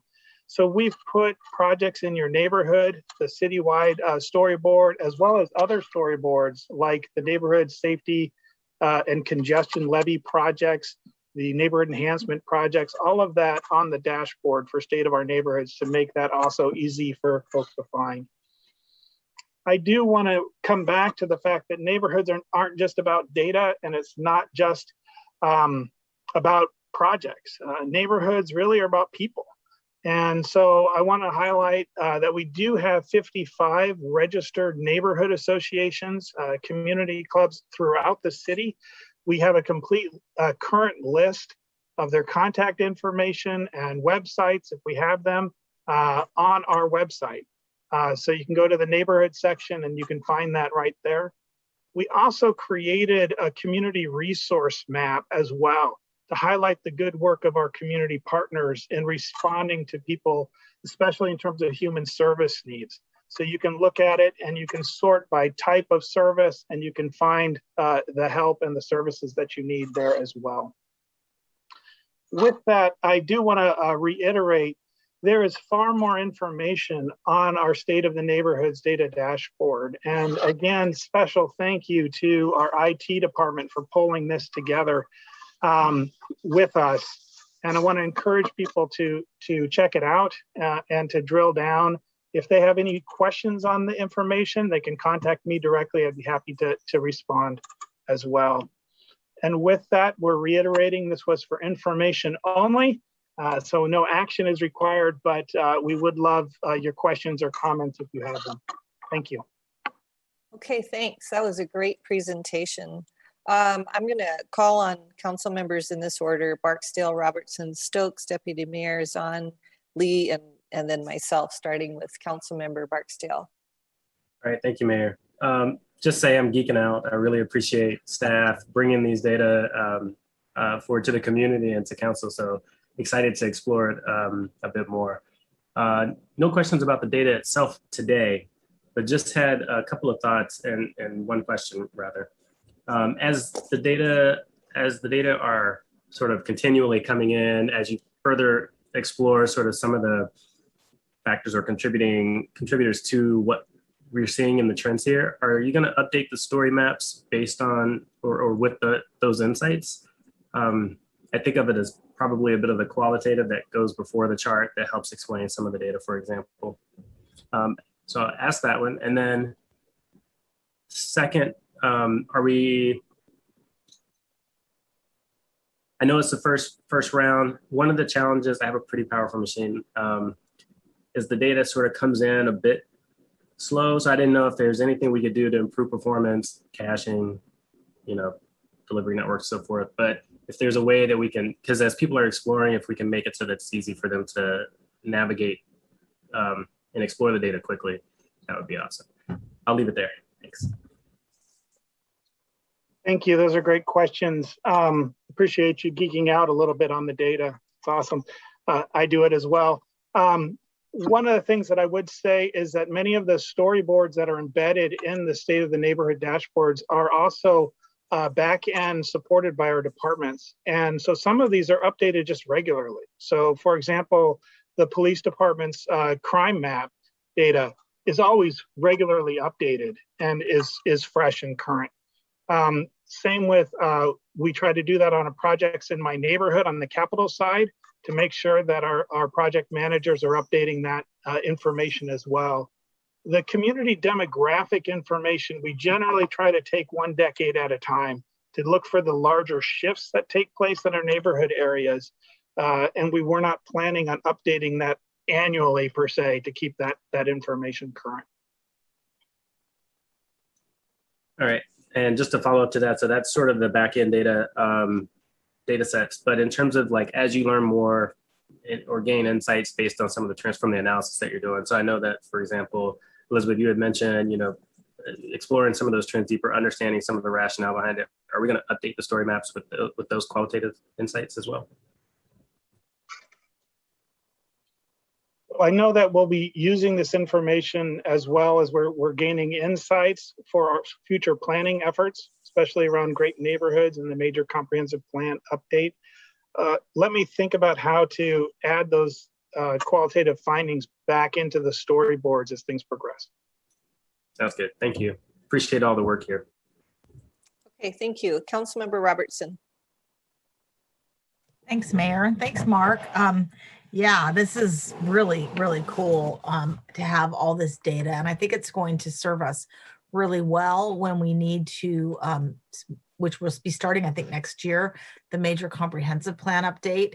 If we don't know where we're coming from, it's hard to necessarily create the path to where we know we want to go. And so I think that this is really good. And I really appreciated the emerging concerns. These are all the things I hear from the neighborhood folks and from businesses with regard to what we want to see. So when we're doing the comp plan, I assume, and I guess this is a question, that the Planning Commission and the other boards and commissions that are starting to weigh in on their pieces of the comp plan will have access to all this data. And I assume, yes, I'm hoping for a yes, that the emerging concerns will be brought to mind for them. Is that correct, Mike and Mark? Yes, that's absolutely correct. They will have both access to all of this data as well as what we're hearing from the community as well. Yeah, it's really going to be an interesting process when we do the next, well, we need to finish some land use code work. And then when we do the next comp plan update, because we're going to be taking all of this plus the goals. The council knows that we're about to get our new growth targets for 2044. And if we get the growth targets that we've proposed, we'll have 35,000 housing units and 70,000 jobs that we need to make space for by 2044. And so making the housing units happen is and doing it in a way that works really well with the neighborhoods and our transportation system, and making sure that we don't lose livability is going to be a real challenge. But I think we're up for the task. So thank you for creating the dashboard and the data to help guide that process. Absolutely. Thank you very much. Councilmember Stokes. Yeah, thanks very much, Mike and team. This is a really, really interesting and thorough and very helpful report on this. And some questions I was thinking about have been answered a lot, and appreciate Councilmember Robertson's comments there about and what we're going to be looking at and all. I think that's and how we push this forward. I mean, I think it's fascinating that it's probably one of the biggest areas of change or times of change we've had in Bellevue. I mean, besides growing from, a cow standing on corner of Northeast 8th and whatever, and having buildings and all, but it's a big, and so many things happening. I know you covered looking at, they're looking at what they like, what they want to do, and the negatives. Do the negatives that they come up with kind of mesh in with a lot of the emerging concerns that the council members, staff, and the city is already having, or are we learning some nuances or new areas that we need to look at that we may not have on our radar already? I mean, we're doing a lot of pretty thorough look at these things and all. That's one question. The other question is a little bit on what do you see as the similarities and differences between the neighborhoods you've been talking to? But the first question is kind of on this, what's the sense of what the community feels and where we're going, and as opposed to what we've been working on, and what we talked about at the retreat and these kind of things. How does that mesh? That's a great question. When I think about it, I kind of think about all of the initiatives that we're doing as a city that really are aligned or in response to community concerns. So for example, there's more interest in sustainable living, right? And kind of in the role of the environment for our neighborhoods. So you see that first in terms of tree preservation and the drive to enhance or protect our trees, but you also see it in people thinking more intentionally about energy, about recycling in multifamily, complexes, right? I mean, they're wanting to live in a sustainable way. You see the highly educated community also saying, we actually want more news, not less. Yeah. We want to be more involved, not less. Yeah. You know, you see it in the diversity work across neighborhoods as they're saying, gosh, we are micro global communities. Help us. We don't know how to necessarily build community in a way that is culturally competent. We're trying to figure it out. And so they're trying to figure out, how do you build local community when neighborhood associations might not be functioning as well as they did in the past? So is there a different way of operating that would be more enticing for engaging the community as well? So I do think that we're hitting a lot of the things you're hearing directly from the community. The city's been responsive. And I think your council priorities, a lot of them are really just on target for where the community's at and where we want to head. Great question. Deputy Mayor. Thank you, Mayor. Yeah, that was a great question. First of all, great report, great data. Thank you so much. Really love the dashboard as well. And as I've heard Matt Cummins, our Director of Community Development, say when he first moved here, the first thing that he discovered was that our neighborhoods really are the soul of our city. And I think this really comes through time and time again in this report as well. And I'm just amazed how accurate this is too, in so many different ways, at least my experience living in Lake Hills. I mean, across from me, someone immigrated from Russia, to the right from Hong Kong, to the left from Mexico. And it also just dawned on me that, you know, 41% of Bellevue residents were born outside of the United States. That's almost exactly the percentage on this city council.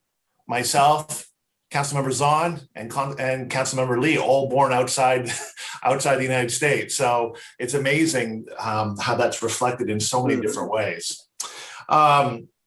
Quick question for you. One thing that came through during their presentations about, it seemed, the need for more communication. And we were talking about the neighborhood associations, and my understanding, Mike, is that some neighborhood associations are very robust, a lot of participation. They do a fantastic job getting news out to the entire neighborhood, but perhaps not all neighborhood associations, and I'm sure this is something that you think about constantly with you and your team. Do we need to support them more in order to get more information out there, or has the, I guess, the structure of a neighborhood association changed, where perhaps a lot of our residents, that's not the first place they might go for information. Do we need to change the structure or communication structure to our residents in order to get that information to them? Any thoughts you have on that? Well, that's a great question. You know, as I think about the role of neighborhood associations, and you're right, we have some that are just thriving and do an outstanding job, and we have others that kind of sputter and struggle with gaining momentum and being a cohesive group year after year. That is very true. We also see a trend where people are sort of shifting grassroots wise from neighborhood associations to what they call community associations, or being more issue oriented, right? And organizing around a specific platform or cause, right? And so there is a bit of that's happening as well. So even groups that spring up like East Side for All, as a new organization, we have a women's group for immigrants. We Are Pomegranate, right? That is new, that is springing up. You have kind of a lot of, like, our community organizes. They know how to organize. They know how to use tools effectively. But I'm not sure that going back to neighborhood associations again and again necessarily is where people are gravitating when they began. Yeah. So we are going to continue to support neighborhood associations. I think they play a vital role in representing the needs of our neighborhoods, advocating locally for what they're seeing, and helping the city be responsive on a local level. And so absolutely, I'm going to come back again and again to make sure they're successful and try and get behind them. But I do know that the community as a whole is finding a wide range of other ways that they're also being civically engaged. Terrific. Two more quick questions for you. So one on the emerging concerns, do we have a breakdown per neighborhood of those emerging concerns? So for example, I think my council member or my colleagues would agree that we've been getting a lot of emails about noise, especially in downtown, either be it through drag racing or straight pipes or what have you. But are we seeing that across the city, or is that more just focused on downtown? I feel like some of the issues are citywide, the tree canopy example perhaps, but others might be more micro in nature. It might be more specific. And then the other question regarding public safety, it stayed steady, but have we seen a shift in terms of the types of crime? So for example, the mailboxes, I think, is becoming an emerging issue. Is there any other key takeaways from there, Mike? Another good question. What I would say is your answer to breakdown by neighborhood area is we have that data set both by written comments that were provided last January. So January or February 2020, pre-pandemic. A lot of written comments on budget priorities by neighborhood area, broken down by neighborhood.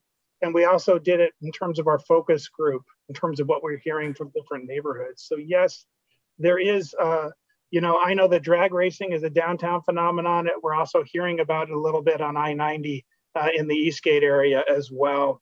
So there you can break things down and get hyper local, and we'd be happy to share that information with council.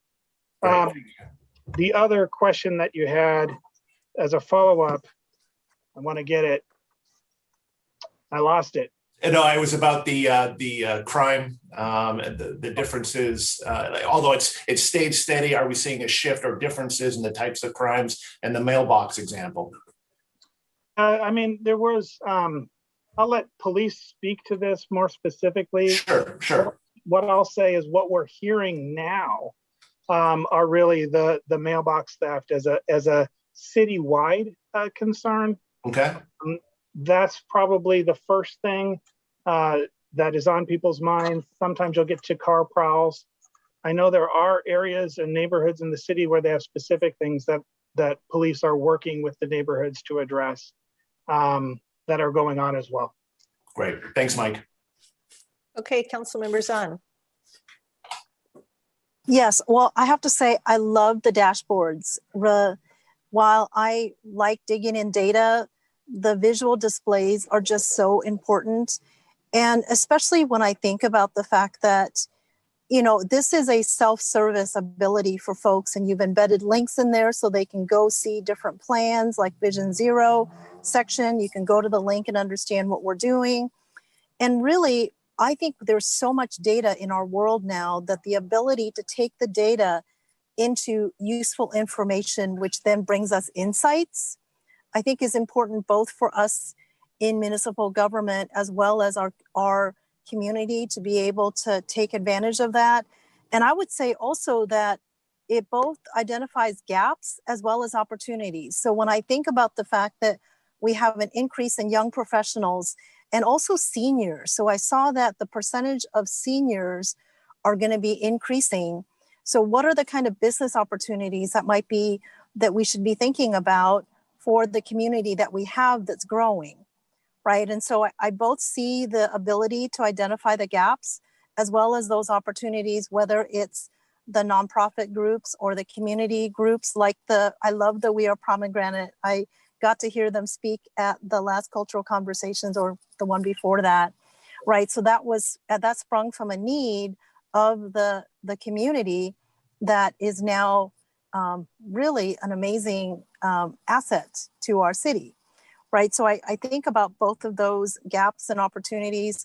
I think the other one about the mid-size housing being missing can help guide us as we have 1590 money for the 0 to 60%. What does that look like for that mid-size housing that we might need to focus on? So a couple of questions that I have. One is when I went and did a little bit of poking in the app, I didn't see a button for multiple languages. So is that something that we are thinking about, especially with 14% of our community that doesn't speak English very well to be able to also look at that same kind of data and visuals and dashboard. So I'd like to understand that part of it. And then when I think about connecting between neighborhoods, I think about whether there's some opportunities within these dashboards to create more of that connection, because the neighborhoods, you know, we kind of arbitrarily drew a line.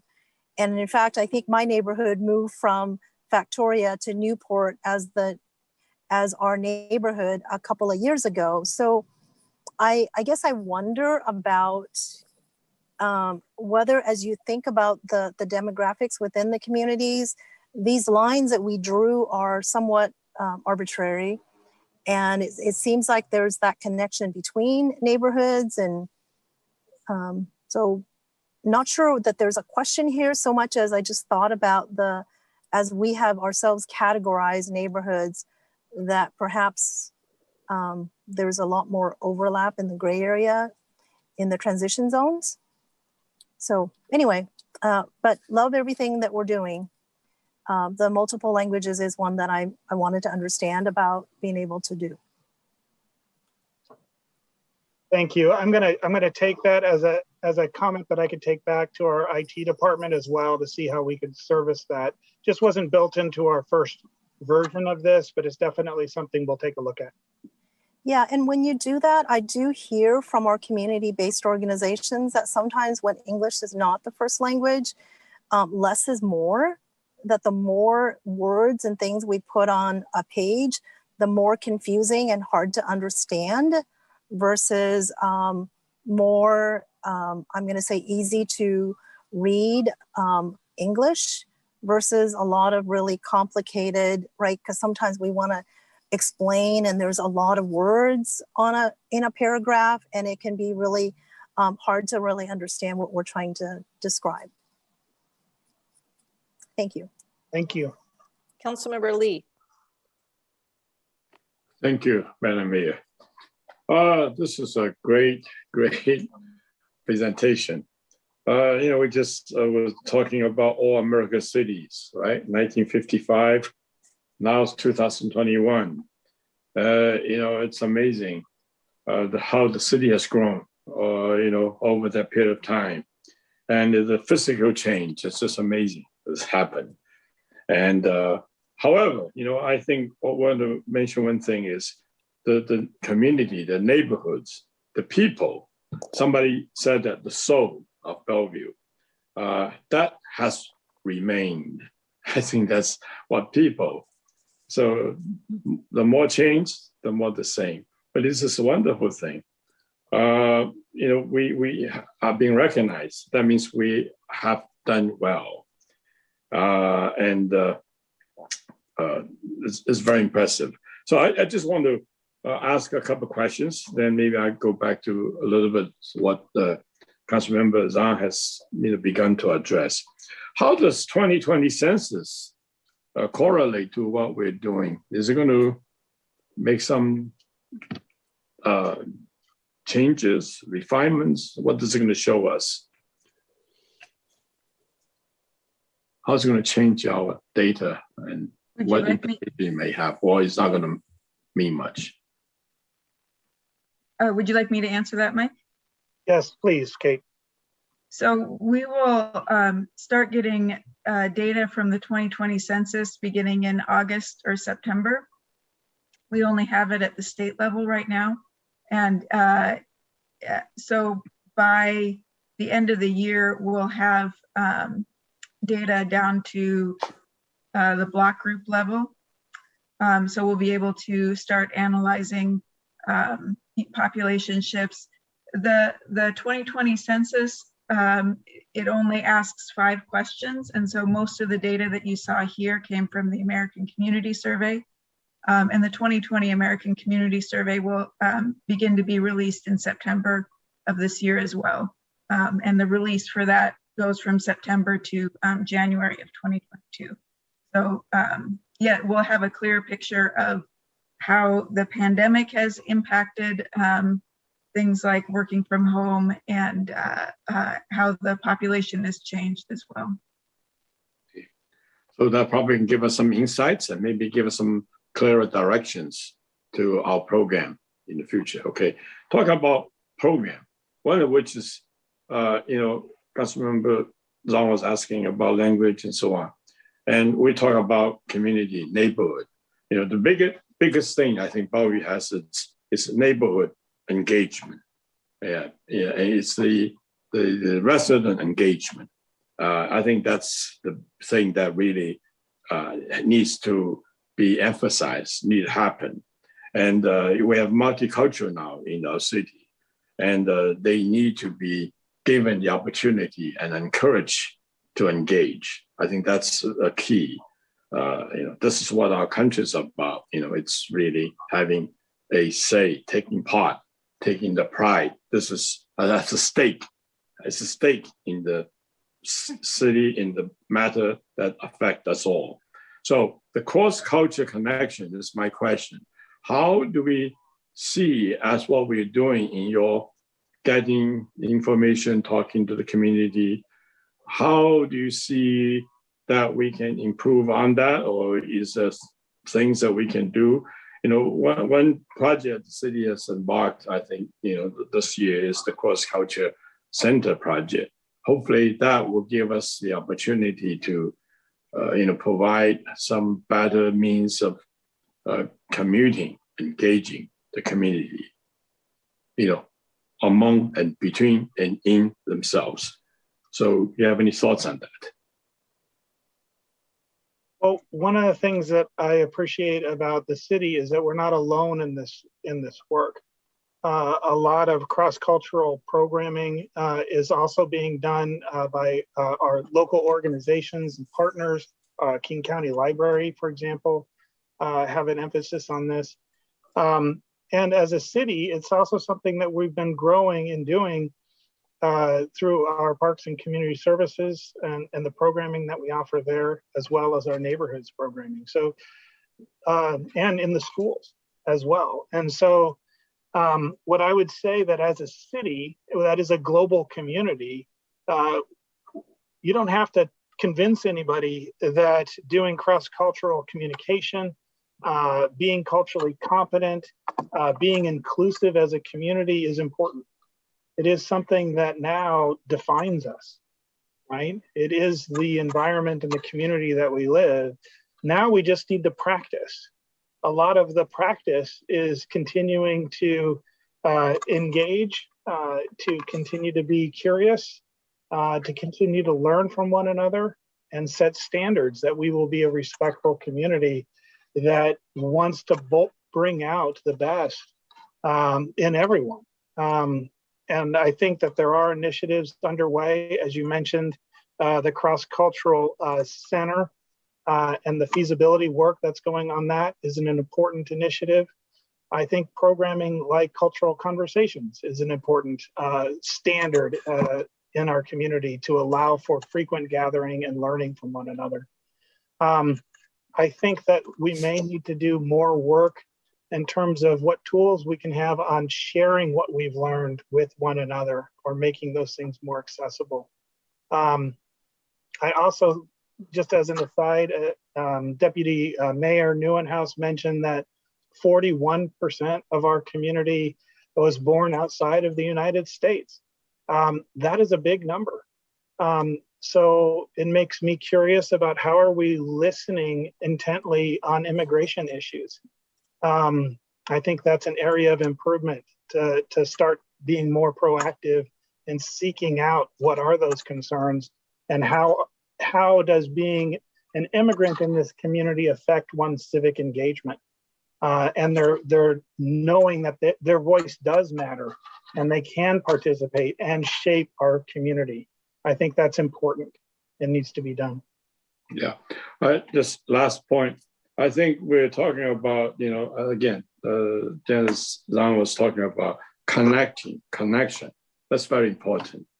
Talking about connecting to all the various communities, cross-culture communities, multicultural, they need to be connected. And obviously there are things that Bellevue has done well. We have neighborhood gathering place, especially after this COVID-19. People really feel that we need to be connected. We need to have gathering places. We need to be out there, meeting people, seeing people. And so one of the things that, maybe we should be considering is community policing. That's another factor. Police need to be connected to the community.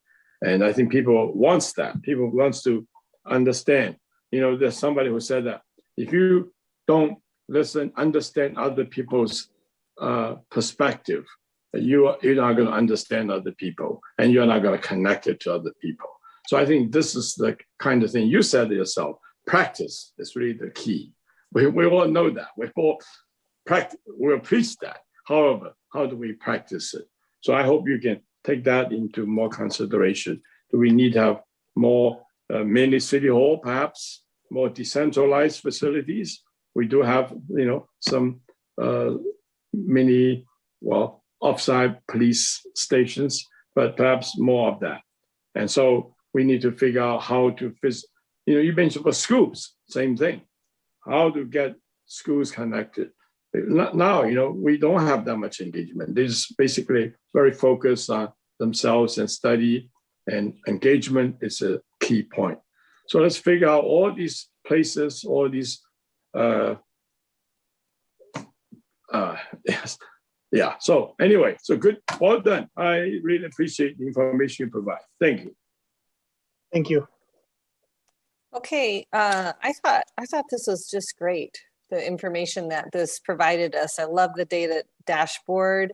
I feel like we're a friend to the world when I read this report. And I think of all the people from all over the world who are making connections, and we can always do better, but I think this is really a good start for our city. And I have a few questions that I can take offline, actually. I don't want to take too much time, but I would like staff, when we start working on affordable housing again, to give us a recommended balance of housing types. What is a goal of housing types? And we hear time and again people complaining about small affordable homes being torn down and large homes being built up. I mean, that's a complex issue, because you can't tell a property owner, they can't sell their nest egg. And yet, if you were to get a nonprofit to purchase homes that are small, they're still so expensive, and you wouldn't be able to retain very many of them. And then who manages them? So it would be good to, I don't know if staff can answer any of the public questions on the value of retaining small, older homes and the ability to do so, but I'd be interested in hearing that. And then on slide 23, you had a map with all these shades of pink with no grid, no key as to what those different shades indicated. So maybe on the email, you could get back to me as to what that was really trying to say. Really good work. If you have any comments on preserving smaller homes, I'll take them tonight, right now. Otherwise, we can move on. Is there anyone who wants to speak to that? I would look to Elizabeth if she wants to speak to that. I think it's definitely, a larger topic about what's causing what's happening today, and kind of those larger trends, rather than a simple answer of just, purchasing the smaller homes and making them affordable housing, because as you said, it's a different level of affordability. It's not, low income housing. It's more looking at a missing middle as a kind of whole topic to be looking at, rather than just that one piece. So I think there's no easy answer to that question, but it's definitely a worthy topic to dive into. Is that something staff can bring back when we have another affordable housing conversation? Yes, we'll make sure that happens. Okay, that would be great. Well, thank you so much. We are going to take a break. It is 8:03. We'll get back together at 8:15. I will see you then.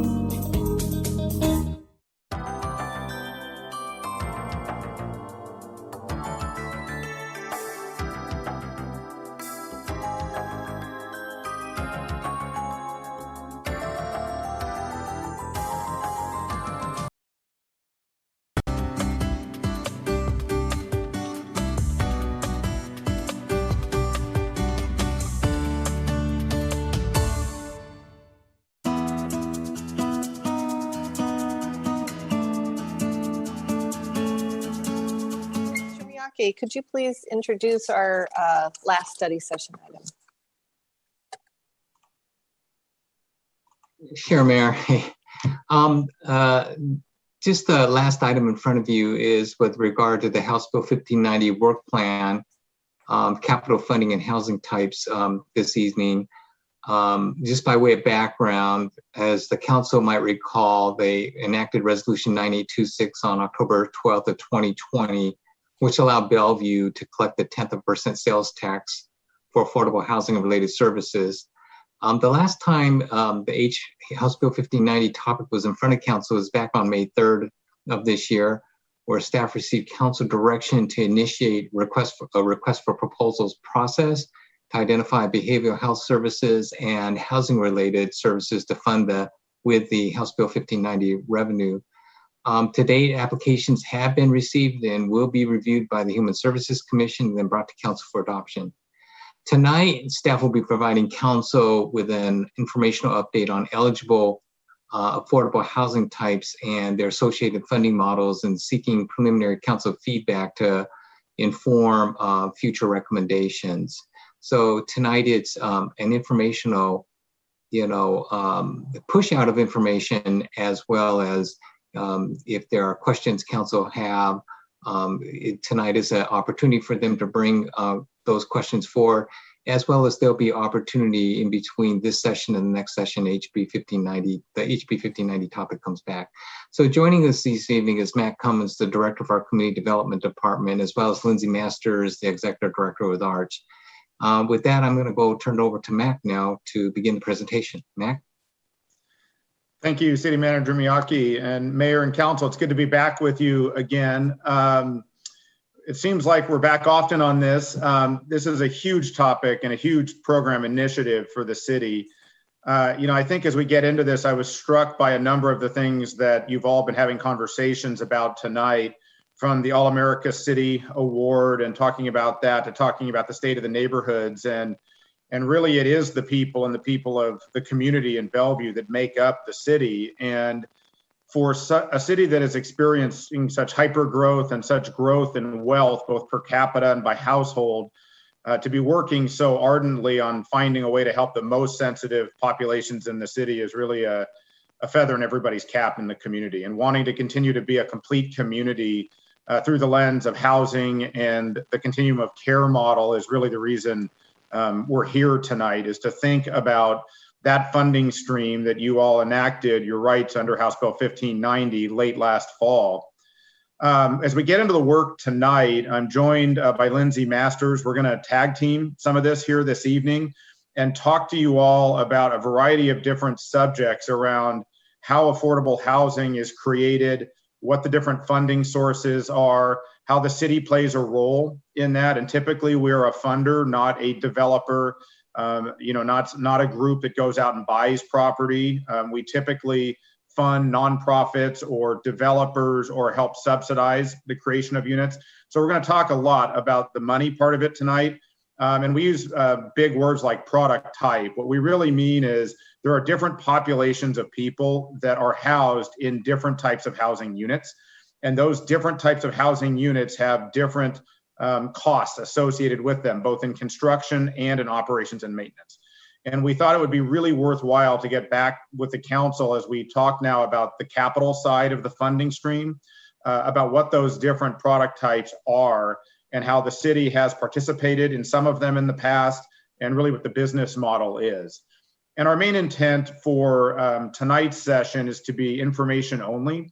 And the reason for that is it's going to feed directly into the next couple of study sessions that you're going to have as you make some final decisions leading up to a funding round or an RFP that will allow you to spend the capital stack of your 1590 funds.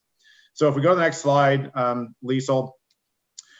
As I mentioned tonight, the main objective is really to walk through the city's role in funding projects. We are typically a cash funder. We put money directly into projects. We typically have done that through Arch in the past, although not exclusively, and we're going to talk about some of what that looks like. We're also going to talk about the ability to utilize other funding sources. And when we look at the $9 million or so dollars a year that the 1590 sales tax will have for the city, that money is not going to go as far as it might sound it will. And so the ability to leverage our funds with other funds and different pots of money and the prioritization around how we do that is actually one of the most important things council is going to have a chance to weigh in on. I'd also mention by way of introduction that these deals are super, super complex. So typically there are tax credits involved, there are different equity funder partners involved, there's different ways of leveraging the resources you need just to get the sites under control. And then the city's contribution is but one piece of that. So as we get more active in affordable housing and try to grab our future and move forward, understanding all those variables, we think is actually going to be really important in the public dialogue. So if we go to the next slide and show the agenda for this evening, what we're going to do tonight is walk through the 1590 funding stream again. And though this might be a little bit repetitive for the council, in case there's anybody new watching, we always want to start with an understanding that the 1590 has some very specific populations. It's not just a general affordable housing fund. And then of course, there's a relationship to human services and mental and behavioral health facilities and location on site. So as City Manager Miyake mentioned, the council has already authorized 20% of the 1590 funds to go out to RFP, and that's making its way to the Human Services Commission now. And so what we're talking about is the remaining 80% and wanting to issue a funding round as soon as the council's ready. So we'll talk a little bit about the relationship of 1590 to our affordable housing strategy and how that fits in. And then Lindsay Masters will walk us through some of the different housing financing and all the different pots of money and how those deals have come together. And we'll talk about some models and some projects that have been built in Bellevue and then a few around the region that are representative of projects you may see when we put that funding round RFP out. And then we want to focus in a little bit about some of the takeaways and what part of the program is going to look like going forward. So when we talk about the program itself and next steps, ultimately what we're talking about is putting an RFP out on the street that will allow the council to take in submittals for use of the 1590 funds. We expect at that time we will see more interest in the money than we have right now based on what we're hearing, some of the chatter on the street.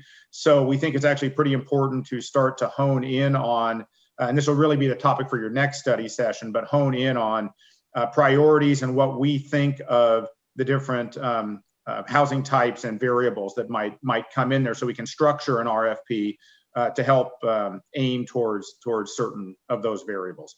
And this will make more sense as we jump through it all tonight. So if we jump to the next slide. So the funding opportunities, the program is set up to primarily be an affordable housing program.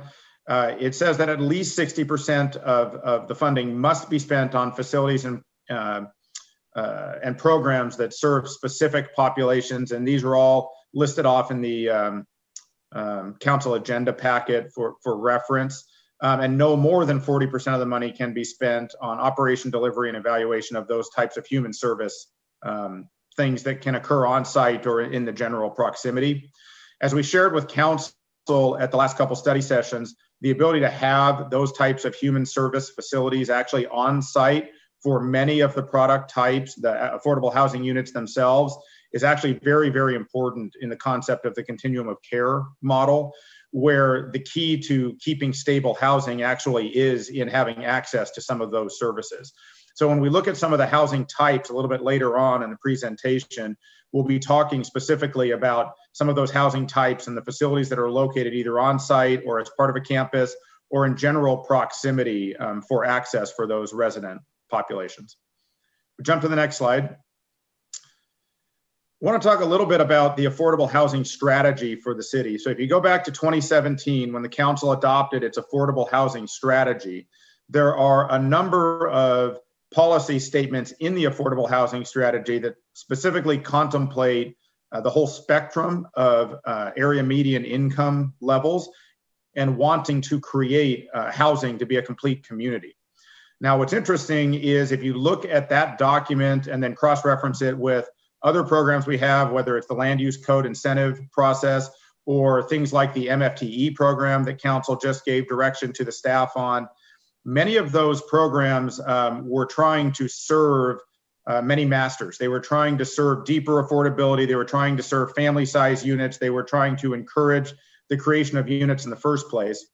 Council may recall that when we did our MFTE work, which is just the most recent example, we had a very deliberate discussion around wanting to make that particular program more of an 80% AMI program and take it citywide, with the specific thought process that now that we have access to other funding streams, and 1590 specifically being one of them among a few, that we would look at those other funding streams as the 60% or lower type of capital program that the city could look towards. And so as a result, much of our affordable housing strategy is now more complete in terms of having funding streams.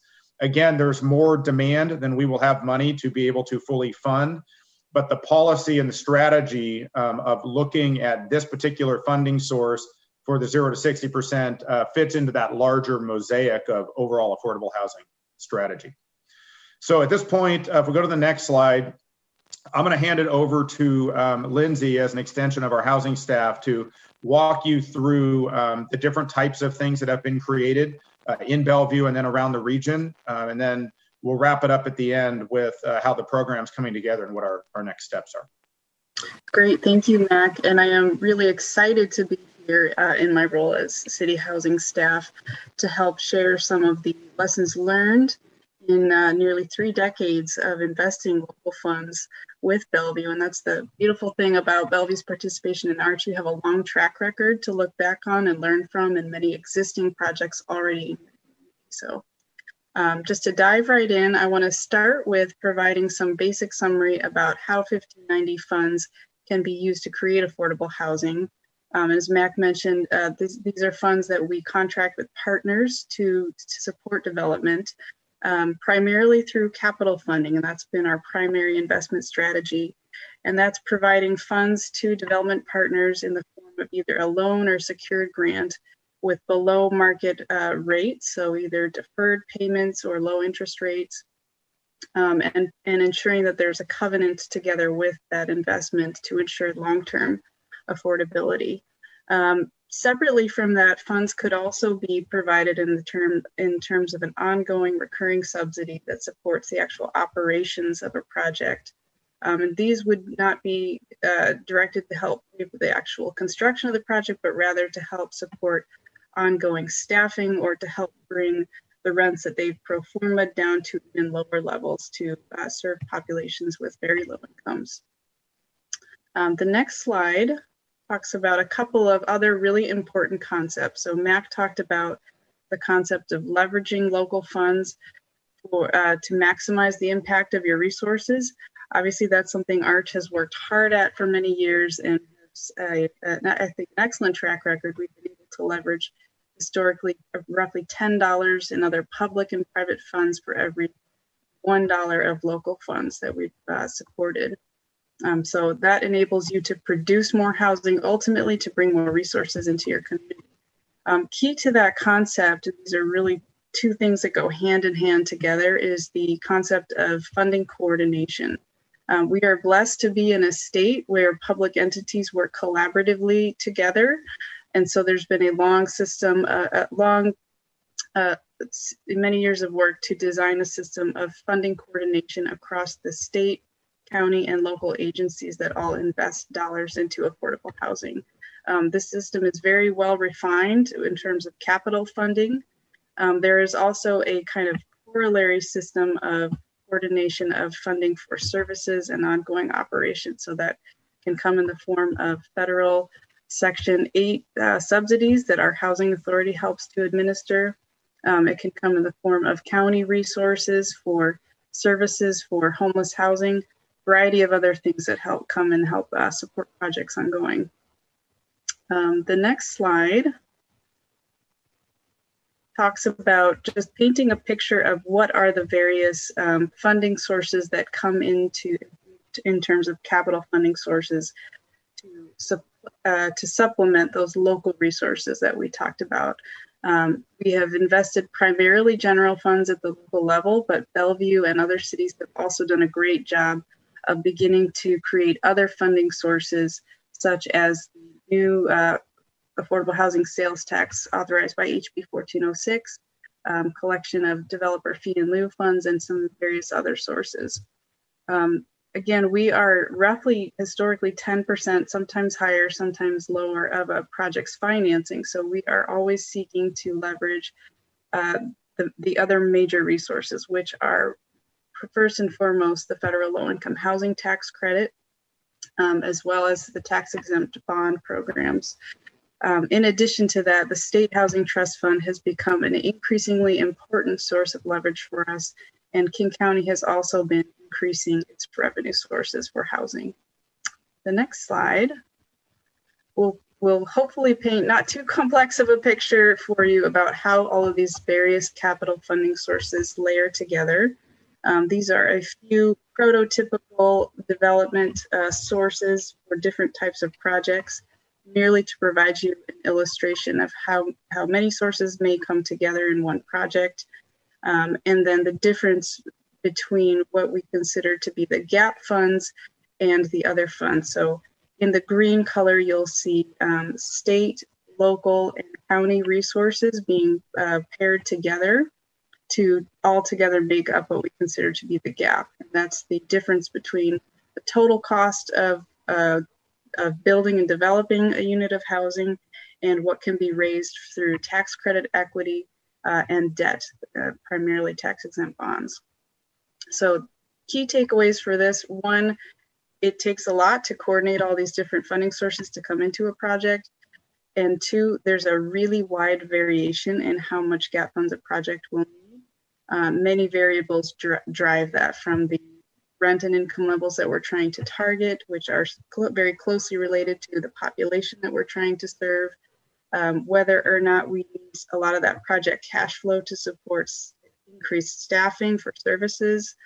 And then of course the overall cost to develop, which here I'm showing it all one cost. The costs vary widely depending on where we're trying to build, the quality of the soils we're trying to build, and how much parking the city will require as a part of the project, many other variables, and not least of which is the very volatile labor and materials market that we are currently dealing with. So lots of things go into trying to bring all this together and raise enough money to come up with what we need to build a project.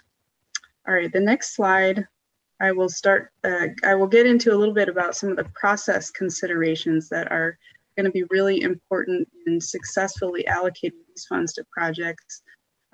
First, I just want to make the point that we want to help the city to develop a really clear, transparent, and predictable process so that the development community can respond and put together strong proposals that are competitive for those other resources. We also want to help the city to ensure that the project provides you with a rigorous evaluation and thorough review that makes sure the projects that come to you for funding recommendation are truly feasible. Many other process considerations that we will again come back to you and talk with you more about in detail in the future. The other key point here is that the application and the consideration of projects for funding is just the starting point for our relationship with these projects. There is a significant body of work, of course, that follows that to contract with the development partners, work with other investors and lenders to make sure our terms are reasonable and consistent with theirs, to close on our financing, disperse all the funds, and then, of course, the very long relationship that we set up for the long-term monitoring as we hope that these projects remain permanently affordable. All right, the next slide finally brings you to some of the meat of sharing what housing types could be eligible for funding. So I'll go over a long list of project types and give you some examples, many of which are located in the city of Bellevue, but also elsewhere on the east side in the region, that highlight some best practices and models. So I'll go ahead and start with affordable family housing. This is a housing type that primarily serves a general population, but can also include particular set-asides for special populations. Sometimes up to half of the units in a project can be set aside for special populations. And many of these would align with the eligible populations under 1590. We have experience with a very wide variety of scale of housing, from small apartment complexes up to much larger developments. And typically we see a range of income mixes within these, not all one income level, but a range from 30% up to 60% AMI. Often we see the provision of project-based voucher subsidies to help, again, support those special populations who have a percentage of the units set aside. Often we also see case management as a basic level of services, what we call light touch services, that also provide connections to other resources that aren't necessarily provided within the project. I'll share with you a couple of examples on the next slide of excellent examples of this product type. On the left, you have the Issaquah Family Village, developed by the YWCA, developed over 2 phases, a combined total unit count of about 140 plus units. It includes a significant set aside for families coming out of homelessness, who are also supported with Section 8 rental subsidies. The project has other important amenities such as on-site childcare and community space, and a really intentional integration of those services to be available not only for residents, but for the broader community. There were many funding sources that came together to support that project. Local general funds, of course, a significant land contribution from the city of Issaquah, and always tax credits and bonds. The project on the right is August Wilson Place, developed by Lehigh right here in Bellevue. And that project has 57 units of housing for families, making 30 to 60% AMI. This one as well has a set aside of units for families coming out of homelessness and also for homeless veterans. And because of that, there's a unique relationship with the VA, so that those homeless veteran households are supported with case management and clinical services provided by the VA. All right, I'll move on to senior housing. Senior housing, in each of these you'll note sometimes there's a wide range even within a product type, can serve a range of different seniors. Sometimes the age restriction is 55 and over, sometimes 62 and over. Occasionally it will be independent living. A lot of the senior housing we've supported is independent living with very light services, but it can also go all the way up to assisted living and permanent supportive housing that is designed for seniors. I'll move on to some couple of examples to help illustrate what this can look like. So on the left is the John Gabriel House, developed by Providence and Shelter Resources in Redmond on City of Redmond owned land. This is a development for seniors age 62 and over. It does also, again, have some HUD subsidy to bring rents down lower. And importantly, it has a PACE center on the ground floor that was developed, again, both to support residents, but also the broader senior community. On the right is a project also located here in Bellevue, acquired by the King County Housing Authority as part of a larger preservation acquisition, where the Housing Authority came and preserved many properties that had Section 8 subsidies in them. So this provides housing for seniors 55 and older, as well as people with disabilities. The next project type is transitional housing. This is a program that we see less of in current days, although it still has an important place in the community. In more recent years, I think the move of federal policy, some state and local policy has to shift funds away from this program type. But again, we do continue to have programs that operate in this space. And we have programs that also continue to have a program objective for families to move on, but without strict time limits. These are typically in smaller settings, 5 and maybe up to 20 units of housing, and really serving populations that have a great need for services in order to move from a place of no stable housing to stable housing. A couple examples to share with you. The one developed by Attain Housing on the left in Bellevue, serving 6 homeless family households. And the one on the right, also located here in Bellevue, called Hopeling Place that also serves homeless families. And this is a good example of one where time limits were removed as part of the program, but they continue to see movement of families towards other permanent housing. Just as a note, I'm happy to provide follow-up about any of the specific funding packages that were created to help develop these, but I won't probably go into the detail of each one.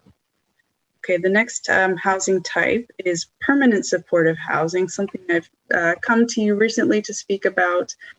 These are projects that are designed for 100% of the units to be serving homeless individuals with significant needs and multiple barriers to housing. It's again a national model with significant research demonstrating solid outcomes from this housing. And again, we are fortunate to be in a region where there's been providers who have pioneered this housing type, largely in Seattle, but also in other parts of the county. And of course, with our first permanent supportive housing project under development in Eastgate. The next slide gives you a couple of examples, and soon we'll have one to share with you here in Bellevue. The Estelle project developed by the Downtown Emergency Services Center in Seattle in the Rainier Valley neighborhood. This is 91 units for the population they serve. And a unique feature of this is that there is an intentional partnership with Harborview to bring on-site healthcare services to the tenants. So that's a really wonderful benefit. They have a specific set aside for Harborview with at least 15 units for people that are exiting hospitals. Similar to other PSH projects, there is 24/7 round the clock staff, and they provide additional services such as daily meal service as well as medication monitoring. The project on the right is developed by the Compass Center in Renton. It was a wonderful partnership with the Renton Lutheran Church that donated property. And as part of that also created community gathering space in a nonprofit pub. The population there is really focused on homeless veterans, as the name says, singles as well as couples and families. And again, both of these utilizing many of the capital funding sources that I talked about, low-income housing tax credits, housing trust fund, et cetera. And again, with veterans, there are unique service connections that are provided as part of that project specific to veterans. The next slide will talk about group homes, another important project type for which there is significant unmet needs in the community. These are typically developed in single-family residential areas where larger homes are converted into a group home. Typically, you'll see in some of the pictures, single-story homes that are accessible. And so we've worked with partners such as Parkview and Community Homes. And often the funding model is that we will provide a commitment of funds for acquisition before a house is identified, and then they use the funds to go and try to secure a property. These, of course, serve individuals with intellectual and developmental disabilities, sometimes who are aging and have parents who are no longer in a position to be able to continue supporting them. And there is the benefit of having the Developmental Disabilities Administration at the state level be there to provide funding support for the ongoing services. Next slide will give you a couple of examples. One, a project that we helped Parkview acquire in Bellevue, and another one just recently acquired in Newcastle. Okay, the next slide is public housing, an important type of project that we have not seen as largely because the federal government no longer provides support to public housing. But we do see unique opportunities for our local housing authority here, the King County Housing Authority, to use other funding resources to acquire properties and then bring in the ongoing federal operating subsidy that helps ensure a tenant only has to pay 30% of their income towards rent. We shared this example because there's some significant alignment between the population priorities for public housing, which are set by federal policy, and the goals of 1590 funds and the eligible populations there. So there may be some opportunities to align those resources. Of course, there is an overwhelming need and demand for public housing. The Housing Authority does not even open the waitlist very often, and there are over 16,000 households on the regional and the site-based lists for this type of housing. So there's huge demand, and it's important to find opportunities to create more of this when we can. The next slide gives you a couple of examples of properties where KCHA has been able to do this on the east side. There's only a handful of examples that we have. The Houghton Apartments, Kirkland on the left has 11 units, and the Brookside Apartments on the right has 16 units. And I was just say we're blessed to have a really strong housing authority with the capacity to go out and secure properties. So that's something that we are really in a fortunate place to be there. All right, the next slide is, and final housing type, it's been a long list, is mixed income housing. This, of course, is housing that has a clear and stated objective to promote both the social and economic integration of households through housing development, often by trying to incorporate a market rate housing component together with an affordable housing. This can be co-location within a development, but not necessarily within a building. That's been the strategy most typically utilized, but it can also be further supported by having integrated design and shared amenities and on-site programming. As the slide notes, because of the differences in the financing and legal structures for market rate and affordable housing, it can be challenging to accomplish these, but we of course seek to support them anytime we have an opportunity to create this type of housing. The following slide shares a couple of examples. One, a completed project at the South Kirkland Park and Ride, which is a great example of a partnership between a nonprofit and a for-profit developer. And you can see the unified design there up on the top left, with the buildings looking seamlessly, all a part of one community. And the developers really working well together on being able to share infrastructure costs and other amenities. There's also another example here that's still in development called the Trailhead Transit-Oriented Development Project in Issaquah. And that's also a partnership with the King County Housing Authority and a private developer to co-locate affordable market rate and workforce housing. And then finally, another one at the bottom left, you see still in the early stages of development, and which you recently allocated funding to, called Horizon at Totem Lake.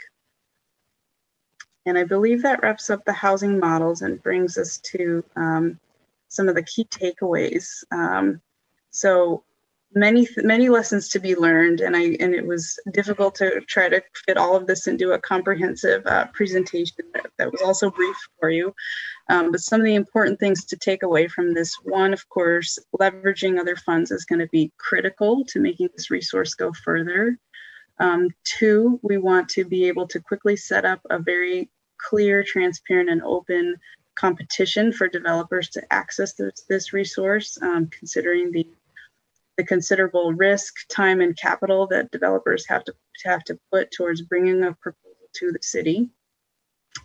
Third, as the models illustrated, there's a really wide range of housing that's needed to be able to serve a diverse population. It's not a one size fits all. And then the next 2 points really going hand in hand. One, that services are essential for many residents to achieve that long-term success in their housing, but two, also stable, permanent, and affordable housing is also an essential precondition for people to be able to address other significant issues that they have.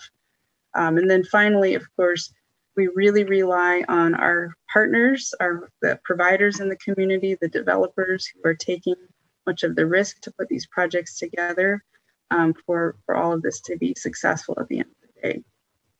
And with that, I will hand it back to Mac to talk about how these takeaways can be incorporated into some program elements you'll consider.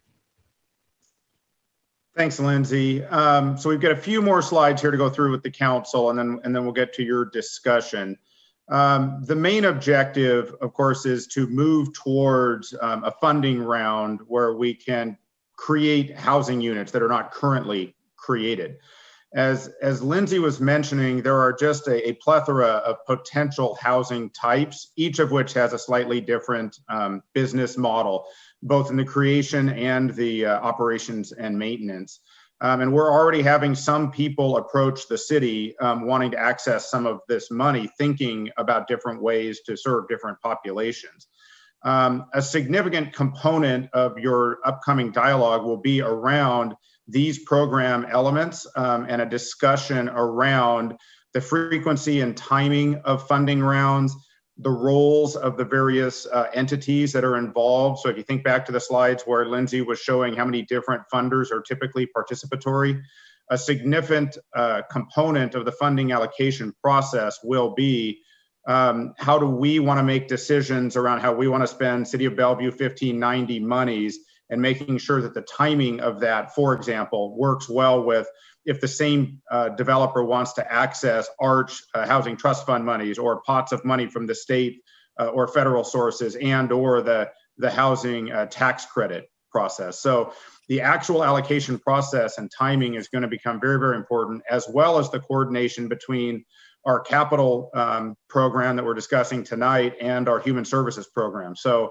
as we're continuing to look at the continuum of care model, the timing and the way those two processes work are pretty critical because we're going to want to create projects that have the right kinds of services on site. The eligible housing types, just as a program element, probably no surprise here for the council, we're going to recommend that you keep the universe of potential housing types as open as possible, especially in the early days of the program. But as a program element, should the council decide to focus in on one particular housing type or a few, depending on what types of projects get built in the early days and where you're seeing the greatest need. These are all things that can be very fluid and nimble depending on community needs going forward and where the council would like to dedicate its money. Of course, the needs themselves, focusing on the most vulnerable populations. And again, that will probably ebb and flow over time, depending on what projects the council funds year to year out of the 1590 funds. But we'll have that as a significant program element each year as you're making those prioritization discussion points. So we go to the next slide, the last two. Lindsay's mentioned the term partners several times. It really is important to find the right development partner, but also the right operating partner. So a lot of times the entity that builds the building is not always the person that operates the building. And so we'll see tri-party agreements where a developer will propose to be the creator of the units and then work with an operator who knows more about operating that type of housing and or the services that are created within them. So as we look to put together that whole program and bring it forward to you, there's a couple of other variables the council has been very clear with the staff to keep an eye on. And one is geographic distribution and the ability to think about how we can look at this funding source to create this complete community throughout the city and not just in one particular portion of the city.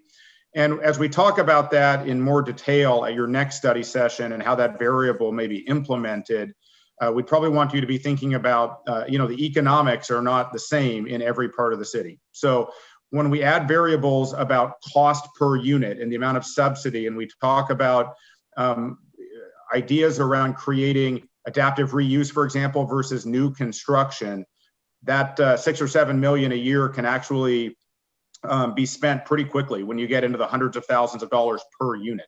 So, however, as a concept of building complete community and not having total concentration in one particular neighborhood, that will become a pretty important factor for you all to consider going forward. The other thing we wanted to make note of is the speed of delivery. So even though we are setting up for a funding round and an RFP, we are talking to some developers potentially with some early wins right now in 2021. So we're not in a place to talk to you all about that tonight, but we wanted council to know that we are actively soliciting and working with people. And as I mentioned earlier, we expect that when we open the funding round, we will get significant interest from our development partners. So if we go to the next slide, this is where we're talking about the next steps. Now, a couple of things have come up. There's been some amendments to House Bill 1590, and I forget the bill name that sort of clarified some things and added a few things. One of the things that we are streaming towards is having the council authorize the opening of an RFP and a funding round to take in solicitation from developers to access the money, and hoping to get a slew of really good proposals that leverage a lot of those other funding sources, not just our monies, to create and also preserve. Preservation is a significant component of the 1590 work program. But then another component will be land acquisition. So we will be ready in July to talk to you all about initial ideas around land acquisition and what that may look like. The policy tension that you will all be wrestling with is to acquire and hold property is not an inexpensive option in Bellevue as compared to trying to create units immediately. So we'll be talking about how you may be thinking about that and how you may want to incorporate some or both strategies. And then we'll have some preliminary program recommendations, which is likely to start into our conversation around debt issuance and or bonding, which I know is a topic that has come up, in previous meetings. So the main intent for tonight, and we go to the next slide, as we mentioned in the beginning, was to bring all of this information to you and talk about the fact that creating these affordable housing, the physical capital construction of, preservation, rehab of housing product is really a very complex business. And that's why there are very few people who do this, and especially do it for affordable housing. So the ability to understand all those different variables and then prioritize and leverage what limited funds we have is really critical. So when we come back at our next study session is really where we will be asking you for some very specific direction and dialogue around all the different things that we want to put into the funding round and how to go about issuing that. It's a little different. We've never issued a funding round like this. I mean, typically we put our money into the ARCH process, or it's a single project like Highland Village that has come along. So we're looking at an annual or even potentially more frequent process to access this monetary source. So with that, I'm going to go ahead and stop. There are a number of things I'm sure the council may have questions for us on, and then we can certainly talk about the next steps again if council has more specific questions there.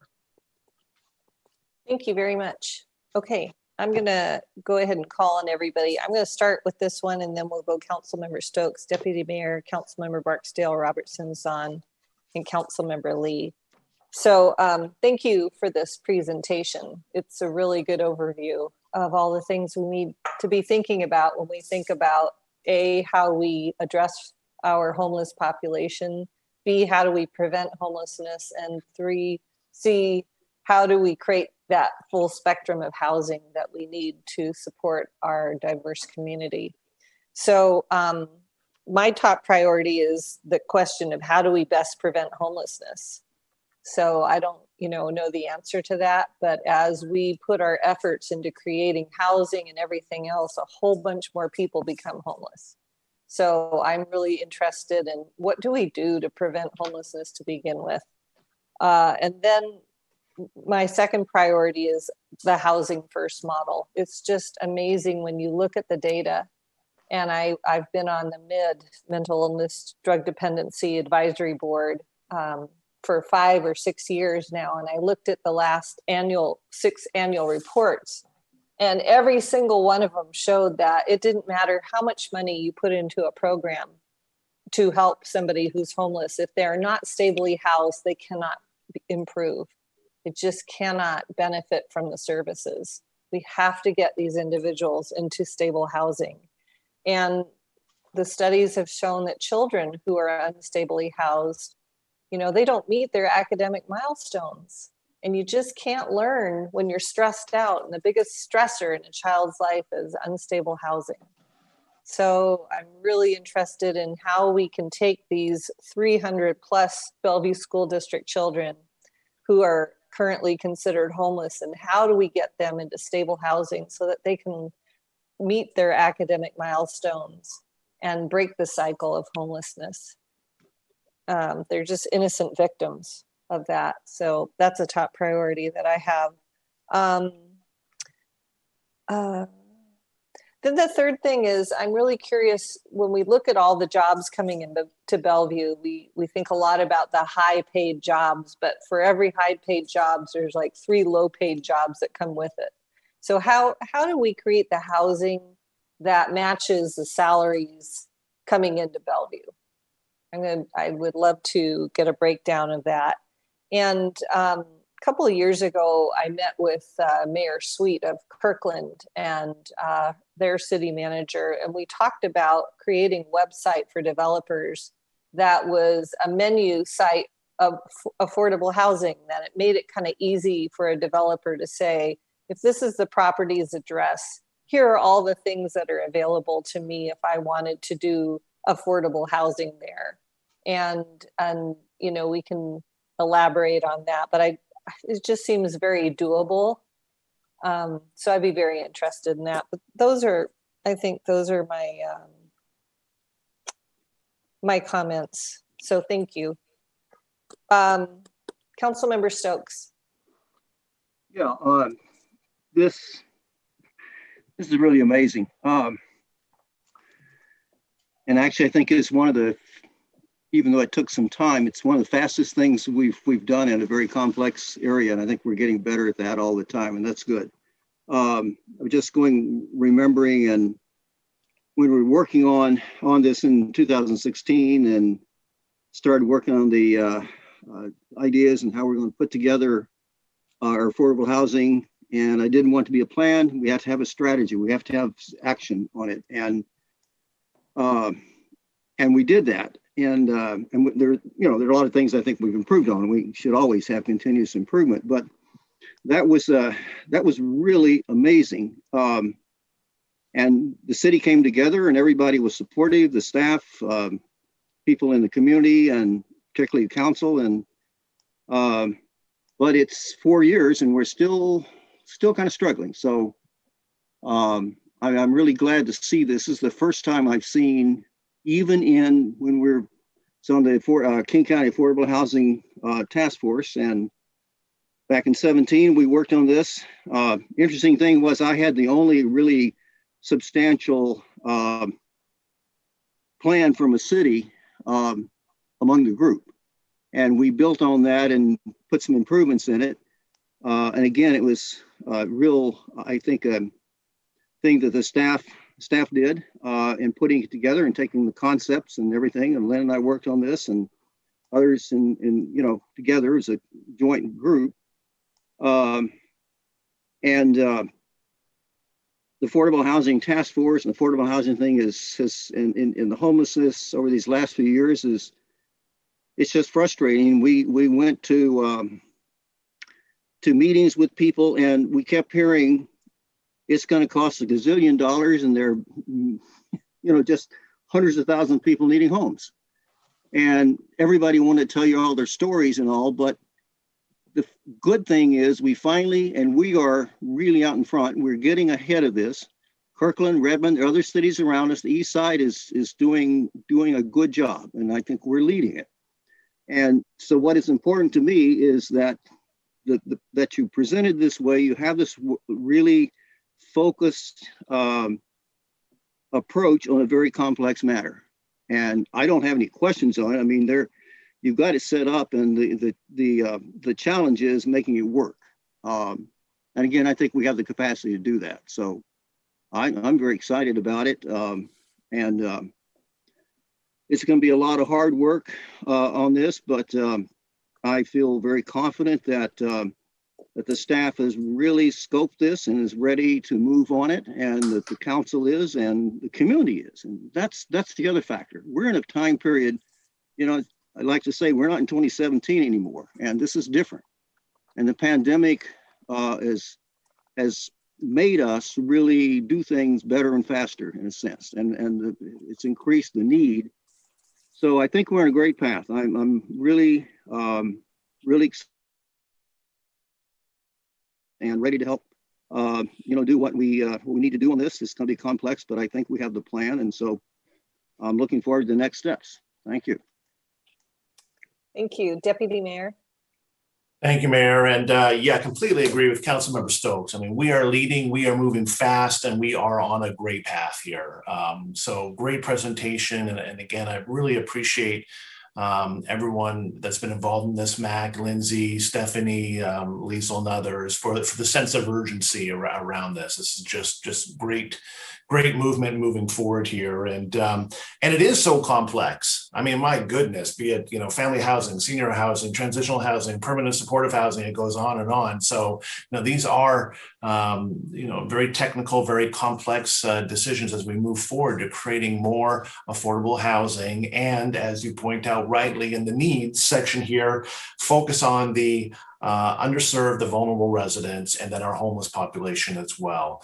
I have a number of different things that, feel like kind of jump out at me in terms of priorities, but Mac, are you going to come back next time on this and provide, a recommendation? I just want to make sure we're clear on this, on some recommendations or what you're seeing in terms of, the complexity here, but needs, how quickly we can deliver, plus, some of the other overlapping issues regarding geographic distribution, et cetera? Or do you really want to hear right now what we feel are some of the areas, the key areas that you really want to hear from us? We do have some time as well because there's so much information packed in this presentation to come back and ask additional questions. But I just want to be sure in terms of this is information only, but how is this going to be delivered to us next meeting?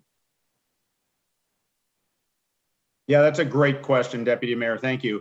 I think rather than jumping into a prioritization discussion tonight, it'd be better to hold that for the next meeting. Right. And it is our intent to bring back recommendations and talk about the policy tensions between total unit creation versus serving different product type, because some may lend themselves better to adaptive reuse, which is a lower cost per unit generally, not always, but generally, than a brand new ground up project. Adaptive reuse can be delivered and get people into housing quicker than ground up construction. So there's a variety of things that you'll all wrestle with as we put the RFP out on the street.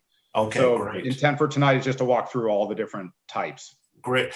Another thing that I would like to see, and I believe the mayor has mentioned this as well, was to have a good understanding. And part of this is we can, kind of structure it to maybe the way we want to, but I think having a good understanding of what a healthy, affordable housing ecosystem looks like in terms of how much we put into each bucket, because there's such a vast range here. Understanding what a healthy mix looks like, I think is really important to understand, as well as we're making some decisions here or giving additional guidance and how we want to move forward. That would be very helpful for me. And then I'm sure you're also going to just kind of break down how that RFP will be structured during that next meeting as well. So we don't need to get into that right now, but just really excited again about the pace that we're moving at here, and really appreciate all the complex information that Lindsay was able to break down for us as well. Really appreciate that, and really look forward to the next meeting. So bravo, and let's not take our foot off the gas pedal. Great, thank you. Councilmember Barksdale. All right, thank you, Mayor. I'll reserve priorities for the next meeting for your comment, but I did want to, I do have one request, and that is, as we do look at the mix, if you will, I'd be interested in what that mix would look like if we prioritize 0 to 30 versus, the more balanced or other types of mixes. So, just in addition to the jobs that I think Mayor mentioned, we've got the retail workers and such who are supporting our economy, and just really want to think about that more deeply. So thank you. Councilmember Robertson. I don't hear you yet. Good conversation, good information. So a couple of thoughts. I joined Mayor Robinson in looking at prevention of homelessness and in housing the 300 plus homeless school children in Bellevue. I think that's really important.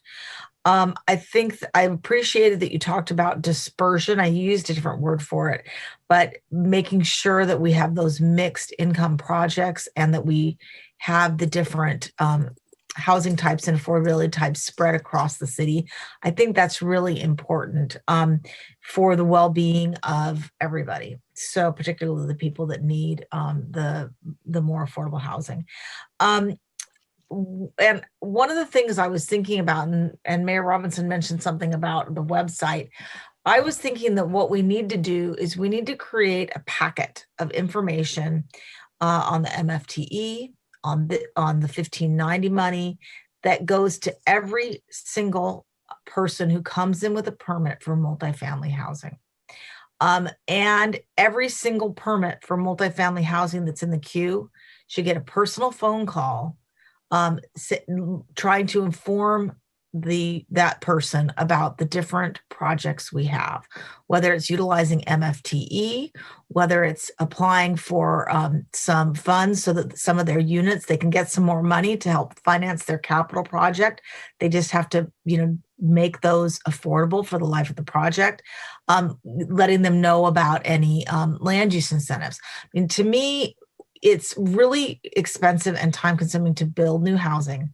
We ought to take advantage of the ones that are going in now. And we have a ton of housing going in now. So I really would encourage us to do that. The other thing is that preservation is really good, especially if we have some of those projects that are affordable now. We want to keep them. But remember, we need to create 35,000 new housing units in the next 20 years. And or 22 years, 23 years. Right.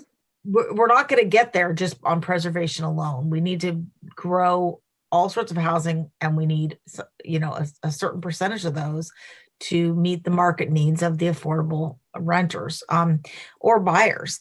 So I think that if we could do that, like I said, create a packet and do outreach to every single developer that's doing multifamily housing, that would really help educate and help those folks utilize the projects we have, and we'll get more units faster. So, and then I guess we talked about ARCH and across jurisdiction bound. I know that from some of the projects that were shown, we do some projects we take Bellevue ARCH money, and we do projects in Bothell, we do projects in Kirkland and wherever. The 1590 money, though, is a little different. That is generated in Bellevue. King County is spending money in the cities where they generate it. Is there a proposal to take the 1590 funds and use them across jurisdictional boundaries? So Councilmember Robertson, at the next meeting, we're going to be talking about roles and responsibilities of different entities. ARCH is typically our administering agency for our affordable housing program. So they do all the putting of the deals together and getting the covenants adopted and recorded against property, and then doing the monitoring and everything on the back end. The council has discussed in the past that what you just suggested could be an option. There is not a quote unquote proposal to do that. What we are doing is putting together a process that would allow you as a council to decide with whatever frequency we get to at the next meeting or two, to decide how you want to spend your 1590 monies year to year. It could be to put it into ARCH as part of the general, ARCH pool. It could be to put into very specific projects, in Bellevue. So one of the other factors that we haven't spent a ton of time about tonight, but the idea of regionalism was a topic that came up at the very first meeting, and the question of whether or not some 1590 monies might be spent outside the city, but still on the east side, was something that council expressed some interest in. But that'll be a variable you'll be talking about. Right. Well, as the growth numbers come out for GMPC, Bellevue we need to create a lot more housing in Bellevue in order to meet our growth targets. There are some cities on the east side that don't want to take any growth. So to the extent that we need the growth here and we need to create that housing here, I really think we need to focus on that. Not saying that we shouldn't keep doing the cross-jurisdictional, but Bellevue's where all the jobs are coming, or where we have 70,000 new jobs. We need to build housing for the people that are working in those jobs, and that means in Bellevue. So thanks. Councilmember Zahn. Yes, thank you. I really appreciate the thorough info in the presentation, because I think it helps to really understand the magnitude and the framing of all of the different housing types and issues. And I agree with my colleagues in all of the different comments about the focus areas and whatnot. I guess for me, one of the things that I thought about is the King County Affordable Housing. They have a new dashboard that was just published, and it really starts to highlight where the gap areas are specifically in Bellevue. So I think we need to really look at that and see where the most immediate needs are. Is it in the 0 to 30%? Is it in the 30 to 60%? And then really targeting those opportunities for finding partners that might want to do that. And so I think that there is both the seeking partners for certain kinds of housing that's really important, as well as those developers that are interested in housing types that we need in Bellevue, so that it's a hybrid of the two, right? One that we might be actively seeking because we're not getting those applications or proposals, but we need some partners.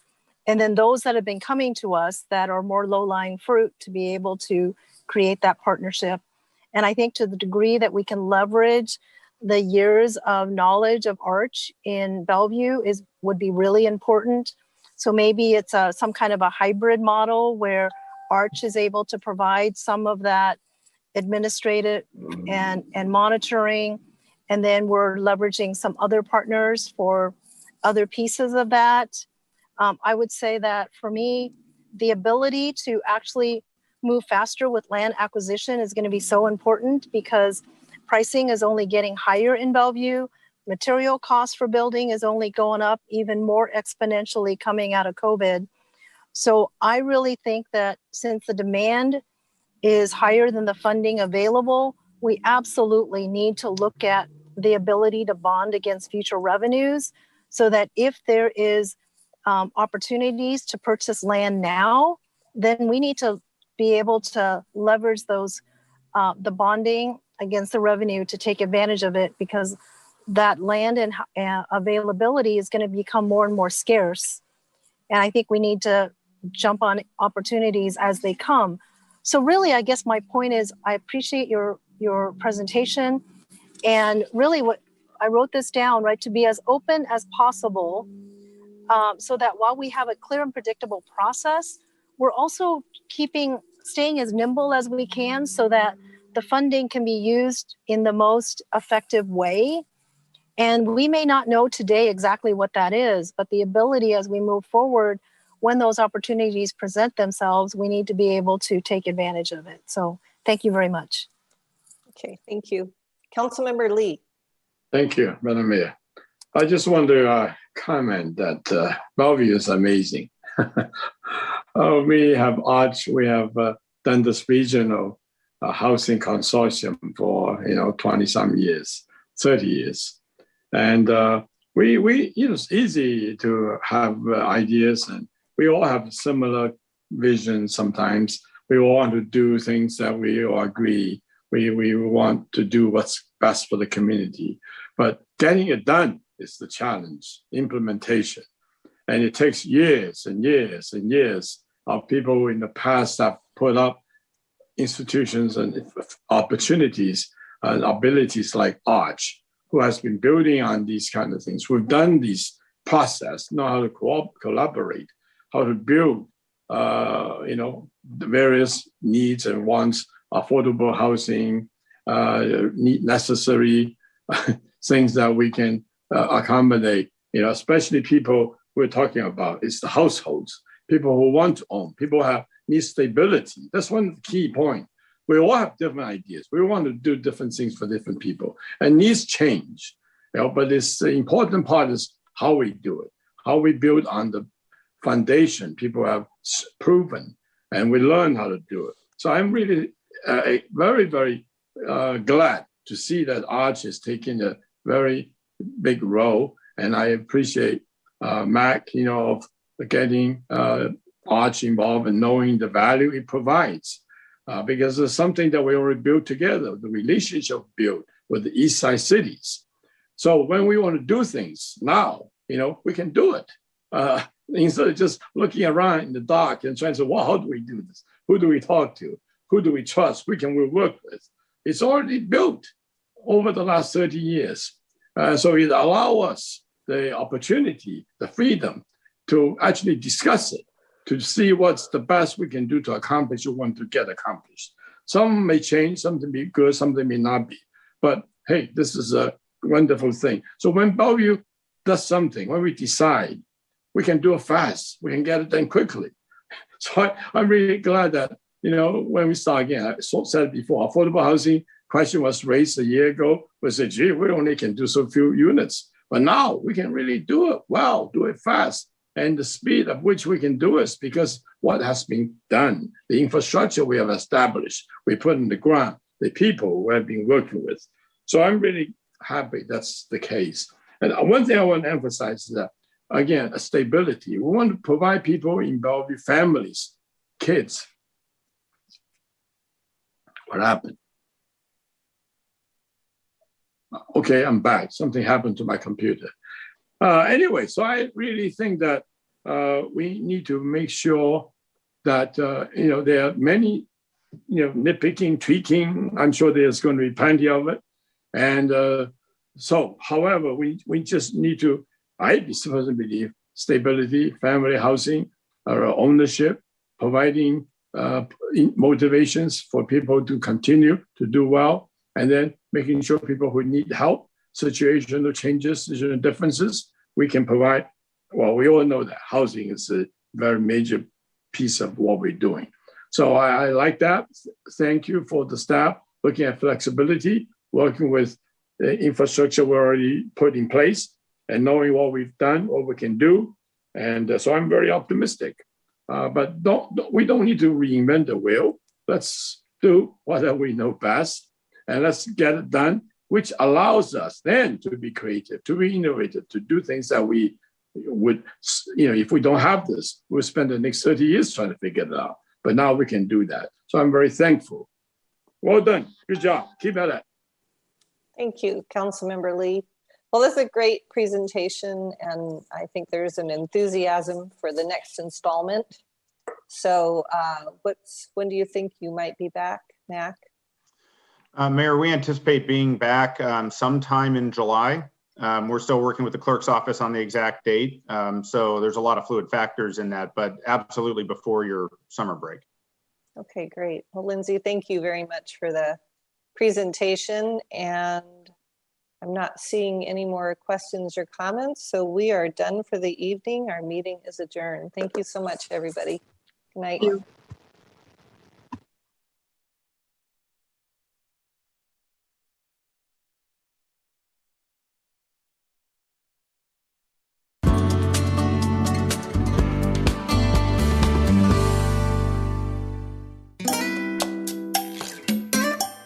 Thank you.